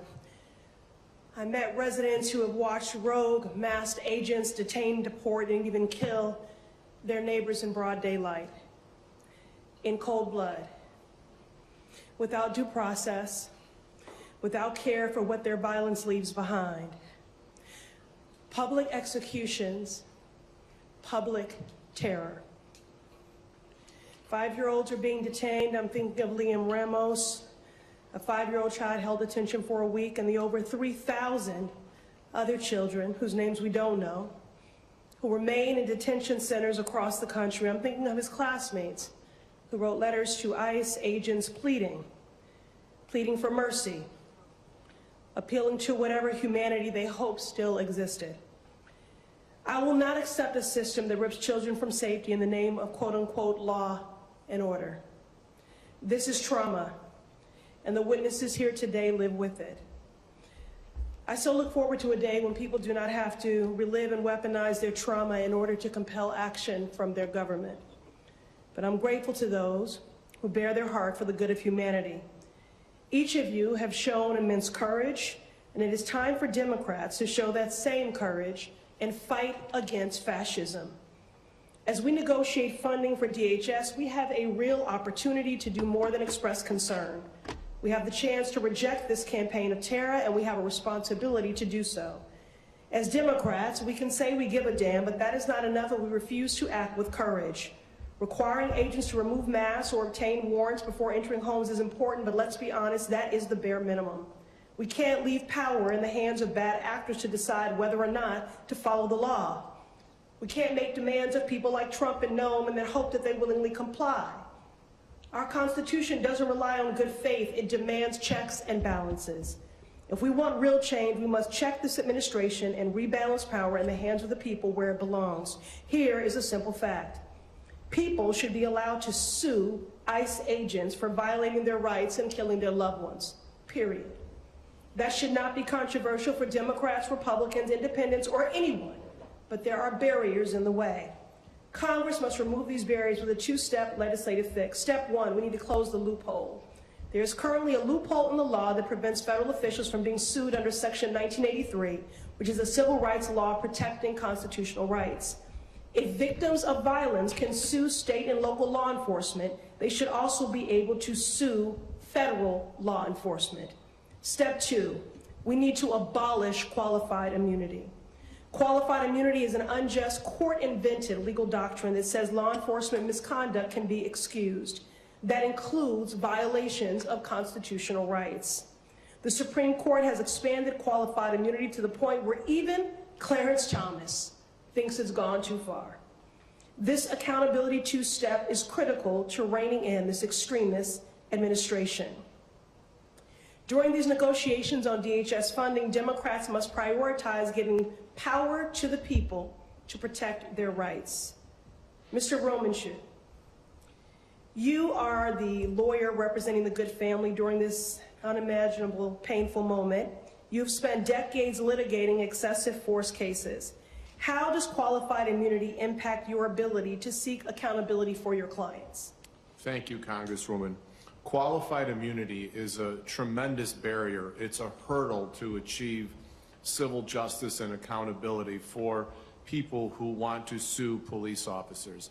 I liken it very much to a get out of jail card on a monopoly board, because unless it's clearly established that the officer violated a law, they get a pass. They get qualified immunity and the lawsuit is dismissed. You cannot achieve that. By your suggestion, which is a good one, we're aligned, by abolishing qualified immunity and making the employer, the agency, the law enforcement agency responsible for the police officer's actions, we have accountability. We have a system of justice that would be fair and gets rid of that hurdle. Thank you. We need laws that empower families like those that have testified before us today. We should use these negotiations to rebalance power, to restore accountability, and to protect the people that we were actually sent here to serve. I yield back. Thank you. And I want to thank you all first. Our witnesses, just thank you for your courage, your testimony, for being here. I know it was difficult. I thank you for answering all the questions, and I want to thank all the members of the House and the Senate. We had a large participation today for joining us, and so thank you very much.